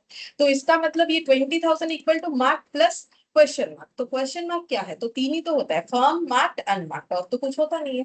तो हाँ। इसमें फर्म तो इंक्लूड है नहीं, मार्क्ड इंक्लूडेड है, तो मार्क्ड तो 14,000 का है, तो फिर ये 6,000 अनमार्क्ड हो गया। अब इसका भी 6,000 जो अनमार्क्ड बिका उसका बेनिफिट इनको दे दिया जाएगा, ताकि ये झगड़ा ना करे, इनके ग्रॉस लाइबिलिटी के ऊपर डिस्ट्रीब्यूट कर दिया जाता है हमेशा। तो यहाँ पर लिख देंगे अनमार्क्ड, अनमार्क्ड एप्लीकेशन। तो अनमार्क्ड एप्लीकेशन कैसे कैलकुलेट करेंगे? तो अनमार्क्ड एप्लीकेशन हो जाएगा टोटल 20,000, माइनस कर देंगे उसमें से मार्क 14,000। अब ये 14,000 मुझे यहाँ से दिख रहा है, तो मैंने ये वाला डेटा देख के लिख दिया। तो यहाँ पर हो जाएगा मेरा 6,000। अब इसको कैसे डिस्ट्रीब्यूट करेंगे? क्योंकि इसका कोई डिस्ट्रीब्यूशन गिवन नहीं है, तो हमेशा ग्रॉस लाइबिलिटी रेशियो पे, तो 24:10:6। तो ये जितना हो जाएगा 40 होते हैं। 6,000 डिवाइडेड बाई 40 इंटू 20, 3600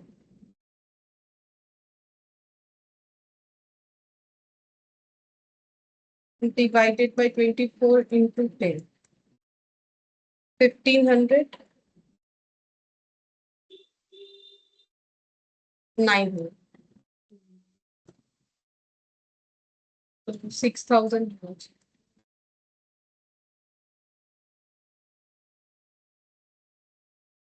हाँ। 6,000 हो गया बस। अब ये माइनस कर देंगे तो पता चल जाएगा। तो देखो, समझ लेते हैं पहले। पी को 24,000 सेल करवाना था, जिसमें से उसने 4,000, क्या एड्रेस, 24,000 में से 4,000 सेल करवा दिया, ठीक है। 3,200 वो पहले ही खुद लेगा बोल दिया था, और 3,600 उसका अनमार्क्ड एप्लीकेशन में ये कैलकुलेशन हुआ कि अनमार्क्ड में 3,600 पी ने बिकवाया है, ऐसा कैलकुलेशन करके निकल के आया। तो इसका लाइबिलिटी कितना हो रहा है? 13,200, ठीक है। ये हो गया इसका लाइबिलिटी। इसको हम एक बार बैलेंस लिखेंगे, बताते हैं क्यों। अच्छा, फिर क्यू का सेम। क्यू ने बोला था हम 10,000 सेल करवा देंगे, उसमें से 8,000 करवा दिया। 1,200 खुद खरीदेगा बोला था, और 1,500 और बिकवा दिया। तो यहाँ पर आ गया -700। अच्छा, यहाँ पर 6,000, -900। 2,000, 4,000 और 9,000। तो ये भी आ गया 900, ठीक है। और टोटल नेट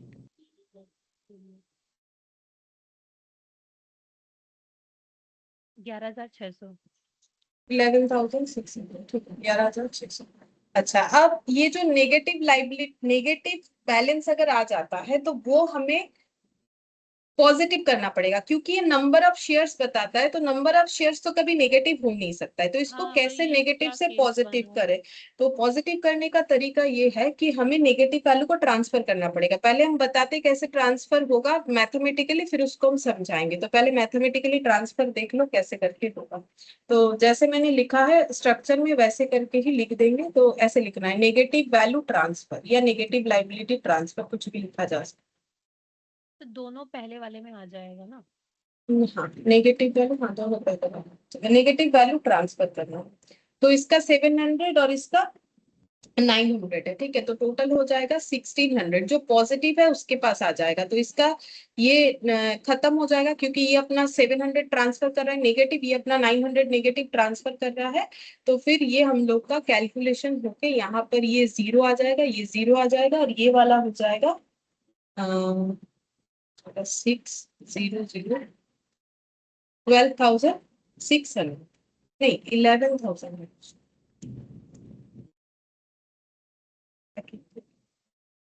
11,600 आ रहा है। तो ये अब लिखेंगे नेट लाइफ। ठीक है। अब ये नेगेटिव वैल्यू ट्रांसफर का रीजन एक तो है कि देखो कभी भी शेयर नेगेटिव वैल्यू नहीं दिखा सकता है। अब नेगेटिव का बेनिफिट किसको मिला, पी को मिला। कैसे बेनिफिट मिला, उसका लाइबिलिटी आया था 13,200 बिकवाने का, जबकि उसका लाइबिलिटी रिड्यूस होके हो गया 11,600। क्यों हो गया, इन दोनों के बेवकूफियों के वजह से। ठीक है, इन दोनों ने बेवकूफी किया। क्यों, क्योंकि देखो जब तुम्हें रेस्पॉन्सिबिलिटी दिया गया है 10,000 शेयर बिकवाने का, तो तुम्हें 10,000 शेयर्स पे ही कमीशन मिलने वाला है। तुम अगर 15,000 बिकवा दोगे तो तुम्हें कोई ज्यादा कमीशन नहीं देगा, क्योंकि कमीशन डिसाइड होता है ग्रॉस लाइबिलिटी पे।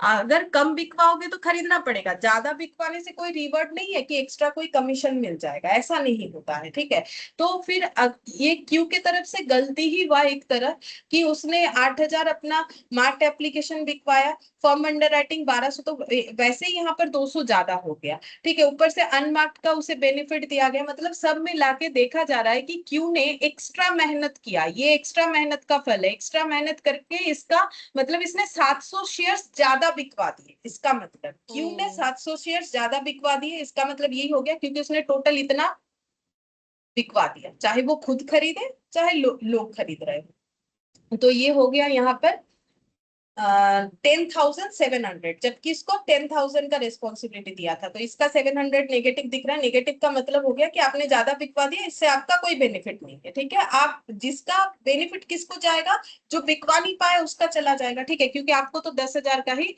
जो है 10,000 शेयर्स पे कमीशन मिलेगा। सेम केस आर के लिए हो रहा है। इसको 6,900 बिकवा दिया, जबकि इसको 6,000 का रेस्पॉन्सिबिलिटी दिया था, तो इसने 900 एक्स्ट्रा बिकवा दिया, जो कि लेस करके हमें नेगेटिव में दिख रहा है। तो ये दोनों का जो एक्स्ट्रा मेहनत, जिसका बेनिफिट इनको कभी नहीं मिल सकता है, क्योंकि 10,000 शेयर्स पे ही कमीशन मिलेगा, तो उसका बेनिफिट इनको चला जाएगा। क्यों पी को चला गया, क्योंकि जो एक्स्ट्रा शेयर्स बिक गए वो थोड़ी ना वापस आ सकता है।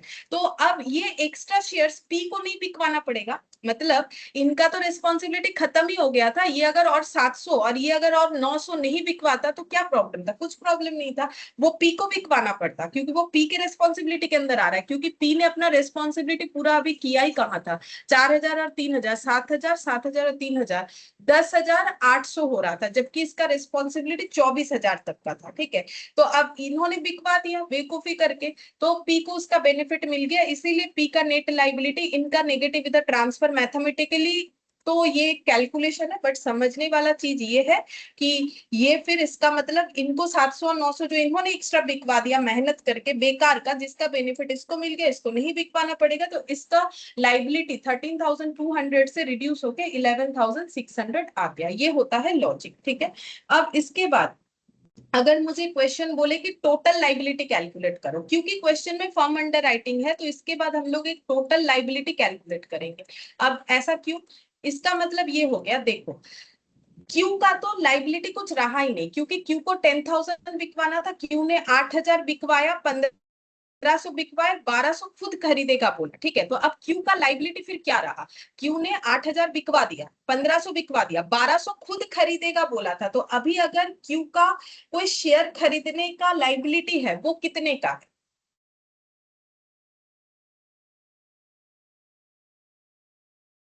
ऑब्वियसली ये वाला फर्म अंडर राइटिंग जो उसने बोला था खरीदेगा। हाँ। तो फिर क्यू को और कितना खरीदना पड़ेगा, उसका जो फर्म अंडर राइटिंग है वो तो उसको खरीदना ही पड़ेगा। वो बोला था ना पहले कि मुझे आपका कंपनी का शेयर पसंद है, हम ये खरीदेंगे। तो इसका जो फर्म अंडर राइटिंग है यही इसका एट लास्ट लाइबिलिटी बचता है। ठीक है, अच्छा, और सेम तरीके से आर आर का देखा जाए तो वैसे तो इनका कोई लाइबिलिटी है ही नहीं, लाइबिलिटी निगेटिव हो गया, लेकिन क्योंकि इन्होंने बोला था कि हम लोग कुछ अपना पर्सनल शेयर खरीदना चाहते हैं जिसको फर्म अंडर राइटिंग बोला जाता है, तो वो तो खरीदना पड़ेगा। तो क्वेश्चन अगर पूछे नेट लाइबिलिटी देन जीरो, लेकिन अगर पूछे कि टोटल लाइबिलिटी बता दो तो ऑब्वियसली वो फर्म अंडर राइटिंग वाला तो खरीदना है ना इनको। तो ये हो जाए, और वैसे ही सेम तरीके से पी वाले केस में फर्म अंडर राइटिंग इसका 3,200, मतलब भले ही उसका नेट लाइबिलिटी 11,600 हो गया, मतलब 11,600 उसको क्या करना पड़ेगा, या तो वो पब्लिक को बिकवाएगा अगर सके तो, ना सके तो ये भी खरीदना है, और फर्म अंडर राइटिंग जो बोल रखा था वो भी खरीदना है, तो टोटल हो जाएगा 14,800। तो ये टोटल लाइबिलिटी, ये नेट लाइबिलिटी। अगर क्वेश्चन में फर्म अंडर राइटिंग रहा तो एंड में आके ये ऐड हो जाएगा, क्योंकि मैंने इसको यहाँ लेस किया था। ठीक है, क्योंकि मैंने यहाँ पर इसको इसको लेस किया था। अगर इसको यहाँ पर लेस नहीं करते तो फिर ऐड करने का जरूरत नहीं होता। तो उतना कंफ्यूजन का मेरे हिसाब से जरूरत नहीं है। देखो दो प्रोसेस से होता है, मैंने पहले भी बोला, दोनों में अलग अलग आंसर आएगा। एक क्वेश्चन का हम दो प्रोसेस बता देते हैं, बट एक ही तरीके से करना चाहिए। मुझे लगता है ये बेस्ट तरीका है, सिंपल सा, कि किसका लाइबिलिटी कितना है, उसमें से कितना बिकवा दिया, ठीक है, मार्क अनमार्क, और कितना खुद खरीदेगा बोला था, तो उतने से भी लाइबिलिटी कम हो जाता है। और बाकी नेगेटिव वैल्यू अगर हुआ तो वो क्यों ट्रांसफर होता है, कैसे होता है, वो इस क्वेश्चन में जितना अवेलेबल था हम लोगों ने देखा, बाकी और भी देखेंगे। ऐसा भी होता है कि दो दो स्टेट में नेगेटिव आ जाता है, अगर ऐसा क्वेश्चन रहा तो वो भी सॉल्व करेंगे। तो ये नेट लाइबिलिटी हो गया। अब फर्म अंडर राइटिंग क्योंकि इनका था, तो फिर टोटल लाइबिलिटी अगर निकाले तो पी के तरफ से देखा जाए तो उसे 11,600 और जो है बिकवाना पड़ेगा, नहीं बिकवा पाए तो खुद खरीदना पड़ेगा। तो बेसिकली ये खुद ही खरीदना पड़ेगा, क्योंकि बिकवाने का ऑप्शन तो बंद हो गया ना। मार्क्ड एप्लीकेशन, अनमार्क्ड एप्लीकेशन, ये सब तो कंपनी ने कैलकुलेट करके बता ही दिया कि इतना सब्सक्राइब करवा पाए वो, किसने कितना करवाया है, ठीक है, किसने अनमार्क का कितना बेनिफिट लिया, तो वो सब हो ही गया। तो अब क्यों बोलेगा मुझे तो देखो मैंने तो ज्यादा बिकवा दिया, ठीक है, मुझे तो कोई एक्स्ट्रा बेनिफिट मिलेगा नहीं, बट मैंने गलती से ज्यादा बिकवा दिया, जिसका बेनिफिट पी को मिल रहा है, मेरा और कोई लाइबिलिटी नहीं है। लेकिन फिर कंपनी बोलेगी, तो आपने बोला था ना कि फर्म अंडर राइटिंग खरीदेंगे, तो उसका बेनिफिट तो आप यहाँ पर कैलकुलेशन में ले रहे हो, जो आपका -700 दिख रहा है। अब आप 1200 खरीदो, ठीक है, और आर को बोलेगा आप 4000 शेयर खरीदो, और पी को बोलेगा आप 3200 तो खरीदोगे ही, और तेरा इधर से जो है 11,600 खरीदना पड़ेगा, तो 14,800 का शेयर्स खरीदो। ये इस तरीके से। और इस क्वेश्चन को और एक तरीके से किया जा सकता है, वो भी बता देते हैं, बट ये वाला ही करना है, ये आसान है।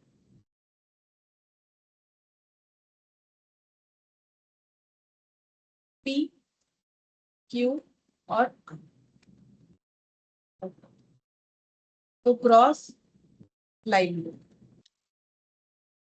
क्रॉस लाइबिलिटी जैसे यहाँ पर लिखा है वैसे 24, 10, 6, 24, 10, 6, 43, फिर लेस कर देंगे मार्क कर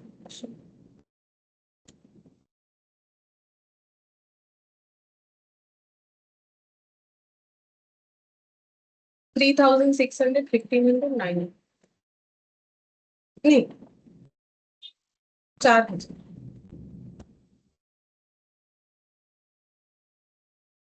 4,000, 8,000, 2,000, मतलब 14। अब लेस करेंगे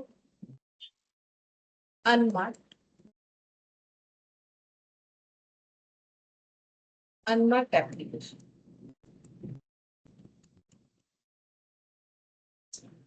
अनमार्क्ड एप्लीकेशन।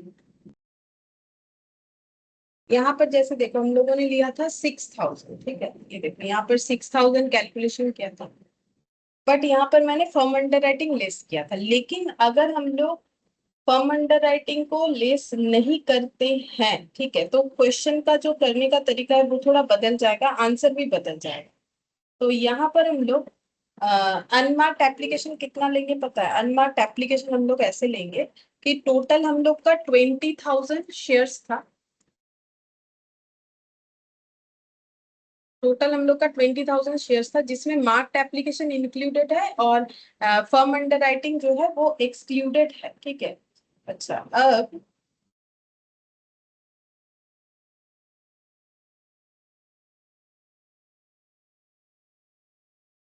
तो ऐसे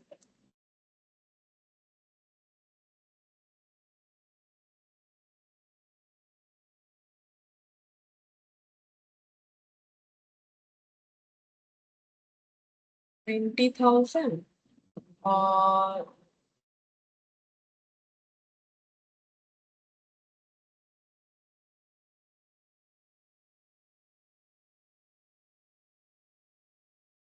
अच्छा 400 का फर्म अंडर राइटिंग,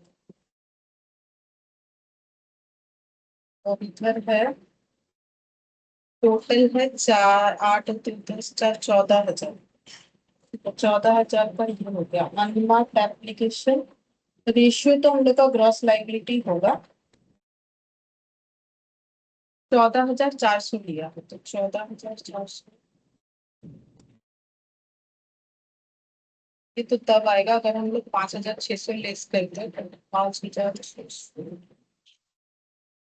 4,000, 8,000, 3,000 इससे तो नहीं होगा। 5,600, 4,400।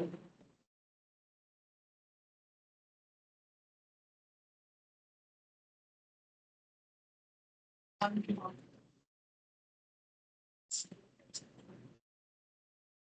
8,400 आएगा। हाँ ठीक है। ये देखिए अनमार्क्ड यहाँ पर कैसे निकलेगा?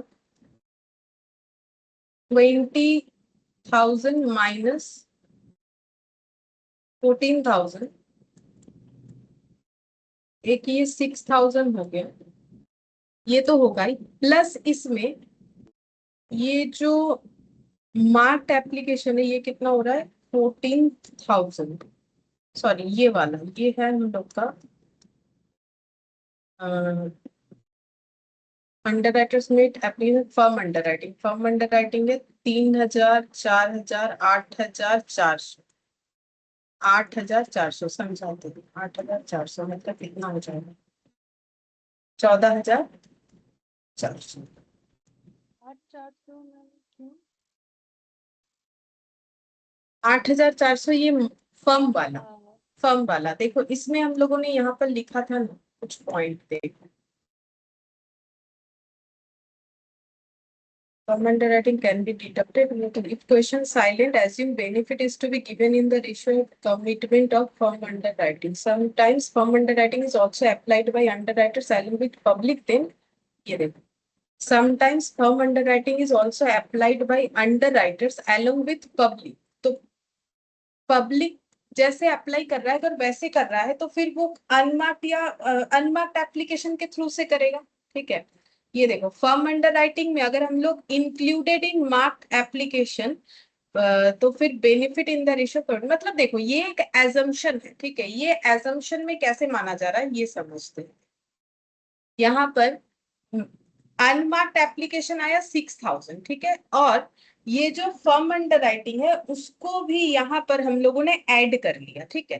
तो प्रॉब्लम कुछ नहीं है, लेकिन आंसर अलग आएगा, क्यों आएगा हम बता रहे, देखो मैंने यहाँ पर टोटल 8 + 6 14,400 को डिवाइड करना है, ठीक है, तो 14,400 को डिवाइड करना है, लेकिन अगर हम लोग यहाँ पर देखो ये 14,400 तो यहाँ भी डिस्ट्रीब्यूट हुआ ना, लेकिन अलग अलग हुआ, नहीं समझ में आया? 8,400 और 6,000 तो डिस्ट्रीब्यूट हुआ था ना, यहाँ भी तो ये 6,000 अनमार्क्ड है, ये भी तो 6,000 अनमार्क्ड है, वो 8,400 है, ये भी फर्म अंडर राइटिंग 8,400 ही है। बट फर्क क्या होगा इसको कैलकुलेशन करते वक्त, ये 6,000 ग्रॉस लाइबिलिटी में डिस्ट्रीब्यूट किया और ये 8,400 गिवन अमाउंट में डिस्ट्रीब्यूट किया, बिकॉज 3,200, 1,200, 4,000 ये हम लोगों ने कोई पता डिस्ट्रीब्यूट है। नहीं किया, ये दिया हुआ था। बोलो, ये बात समझ में आ रहा है कि फर्क क्या होगा अगर हम उसको उसमें ऐड करके कैलकुलेट करें, तो डिस्ट्रीब्यूट ये टोटल अमाउंट ही होगा 14,400, बट यहाँ पर 14,400 हम पूरा ही ग्रॉस लाइबिलिटी में डिस्ट्रीब्यूट करेंगे अभी जो प्रोसेस करेंगे, और यहाँ पर हम लोग का ये गिवन अमाउंट में था तो गिवन में किया, और ये वाला हम लोगों ने कैसे किया, ग्रॉस लाइबिलिटी में, बस इतना फर्क होगा, ठीक है। तो ये भी एक एजम्पशन होता है, तो इसमें भी देख लो, लेकिन हम तो बोल रहे हैं यही वाला करो, ये आसान होता है क्योंकि इसमें ज्यादा प्रॉब्लम है, ठीक है, उतना कंफ्यूजन होता है बेकार में। बट एक मेथड बता देते हैं बोल के, बट जरूरी नहीं है कि इसमें करना पड़ेगा, ऐसा कहीं नहीं बोला हुआ है, ठीक है।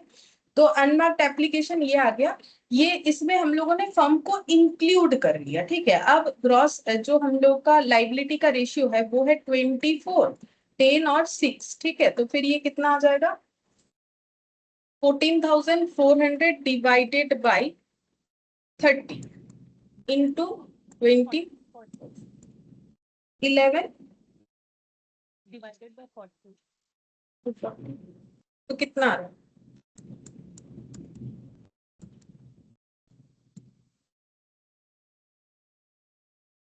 8640, उसके बाद नेक्स्ट वाला 3600, उसके बाद डिवाइड 10 इंटू 6, 2160, 14,400, ठीक है। अच्छा, अब बैलेंस निकालो, ठीक है। अब वहां देखो हम लोगों ने मार्क्ड, अनमार्क्ड और फर्म को लेस किया था, यहाँ भी वही किया, बस डिफरेंस इतना है कि यहाँ पर फर्म को हम लोगों ने ग्रॉस लायबिलिटी में कर दिया, ठीक है।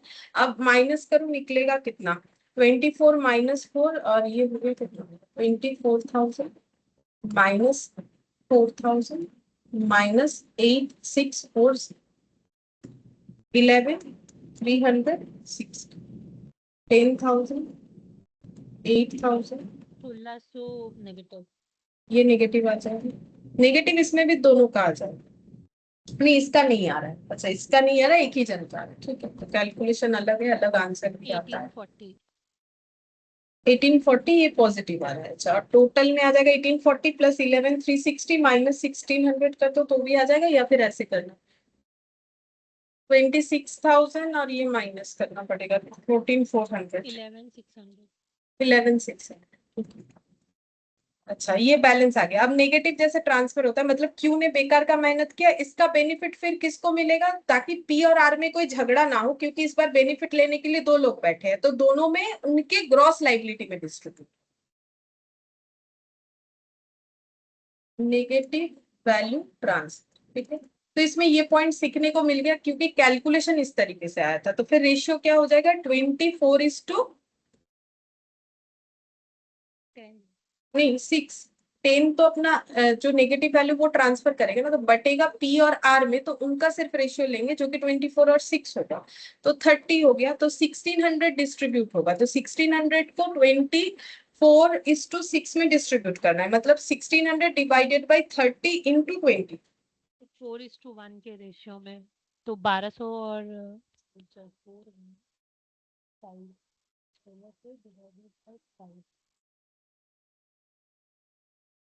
1280। हाँ, 1280, और बाकी हो जाएगा, माइनस कर तो 1600 से, तो आ जाएगा 1600 माइनस 1280, 320 नेगेटिव, ठीक है। अब ये कैलकुलेशन करने से ये तो जीरो हो जाएगा, इसका मतलब जो रेस्पॉन्सिबिलिटी है वो रिड्यूस होके कितना हो गया, ये ठीक लिखा है, पर देख लो 10,080 आ रहा है,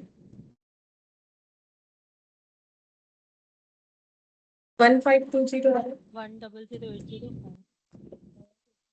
ठीक है। हाँ, ये वाला आ रहा है, ठीक है। अब ये लिखेंगे net line,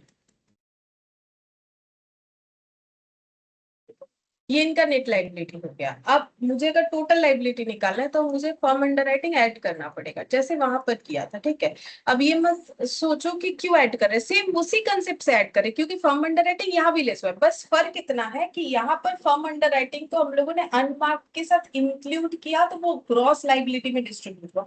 total as it is distribute हुआ है 8,400, बट जितने जितने अमाउंट का है उतने का नहीं हुआ, तो आंसर चेंज आ जाता है। तो अब फर्म अंडर राइटिंग जब लिखेंगे, तब कैसे लिखेंगे, तब इंडिविजुअल जो अमाउंट हमें क्वेश्चन में दे रखा है वही लिखना होता है, 3,200, 1,200 और 4,000।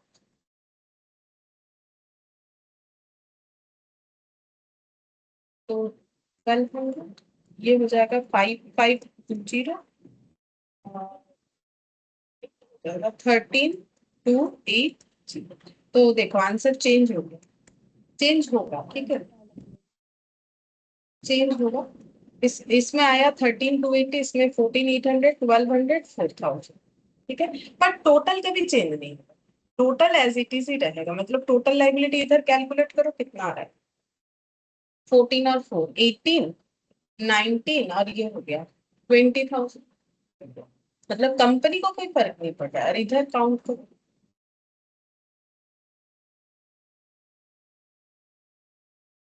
इधर भी इतना ही, हाँ, 20। 20।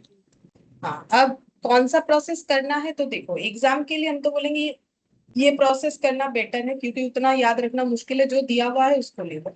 अब रहा बात की प्रैक्टिकली क्या होता है, तो देखो वो कॉन्ट्रैक्ट जब होता है तभी ऐसा कैलकुलेशन, मतलब क्या होगा, किस तरीके से होगा, सारा चीज पहले ही डिसाइड कर लिया जाता है कि कैसे करके काउंटिंग किया जाएगा फॉर्म अंडर राइटिंग का, तो वही प्रोसेस फॉलो किया जाएगा, वही मानना पड़ेगा। ठीक है, अब ऐसा सोचने का कोई रीजन नहीं इसमें इसका रिस्पॉन्सिबिलिटी 13 to 80 आया, इसमें इसका ज्यादा आ गया, उसका कम आ गया। वैसे देखो बीच वाले का क्यू का दोनों में ही 1200 आया, तो इसको तो कोई फर्क नहीं पड़ने वाला।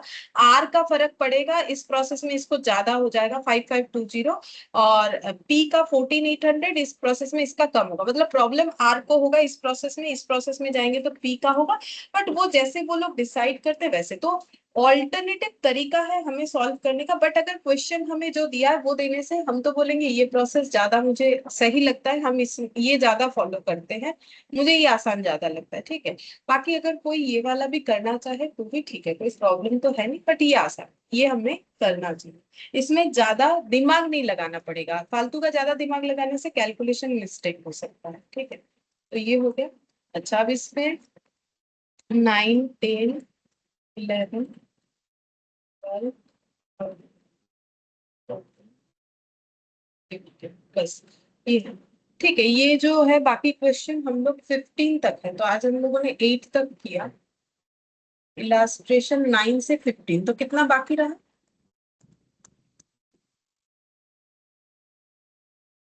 8 क्वेश्चन। ठीक है, ये हम लोग नेक्स्ट क्लास में करेंगे। अच्छा, नेक्स्ट क्लास हम अभी बता देते हैं। ठीक है, सैटरडे इवनिंग में देंगे। ठीक है, तो अभी फिलहाल ये 2 क्लास हम लोग का रहेगा। ठीक है, ये नोट कर लो एक बार। थर्सडे ये वाला टाइम 11:30 में, और सैटरडे वही मान लो 4:30 या 5। ठीक है, वो हम बता देंगे। ठीक है, तो अभी ये 2 क्लास हम लोग का चलेगा, जिसमें हम लोग अभी अंडर राइटिंग कर रहे हैं। बाकी इसके बाद जो भी हमारा बाकी है वो सब टॉपिक हम लोग करेंगे। ठीक है, तो नेक्स्ट दिन तो हम लोग ये वाला ही कर रहे हैं कंटिन्यू। ठीक है, अब मुझे लगता है ये नेक्स्ट क्लास में खत्म भी हो जाएगा, क्योंकि छोटा सा चैप्टर है, हाँ, और लेकिन हम लोग का इम्पोर्टेंट है। अकाउंट्स ऐसे ऑलमोस्ट हो गया ना? हाँ देखो, एग्जाम में जो आता है, अगर एग्जाम का कोई भी क्वेश्चन जाके चेक करोगे तो ऑलमोस्ट सब हो गया है, जैसे कि मतलब टॉपिक बड़ा बड़ा चैप्टर क्वेश्चन। वाइज। हाँ, जो क्वेश्चन आता है मेनली, वैसे तो इतना कुछ है, उतना कुछ आता भी नहीं, इतना कुछ दे रखा है, कोई याद भी नहीं रख सकता है। तुम लोग कोई भी क्वेश्चन चेक करके देखना एग्जाम का, तो समझ में आएगा। ठीक है, ओ, हम लोग का कॉस्ट थोड़ा बाकी है ना? कॉस्ट तो मैंने दिया था बेसिक क्लास में, तो कोई किया नहीं। जो भी हो उसमें से भी तुम लोग का थ्योरी रहता है, और जो कॉस्ट वैसा तुम लोग का कुछ नहीं है। एक ईओक्यू कैलकुलेट करने देता है, पीवी रेशियो, वो भी हम ये 2 क्लास में कवर कर देंगे। वैसे कोई कॉस्ट से क्वेश्चन नहीं आता है। और जो मैंने थ्योरी करवाया था, हाँ, थियोरिटिकली अगर कुछ पूछे तो वो आता है, वो तो हो गया कभी का बेसिक क्लास, अच्छा तो अच्छा। किसी ने किया ही नहीं। नहीं, 3 क्लास हुआ था, सीएस का बेसिक का है ना? 3-4 क्लास हुआ था। हाँ। ठीक है, फिर आज इतना। ठीक है।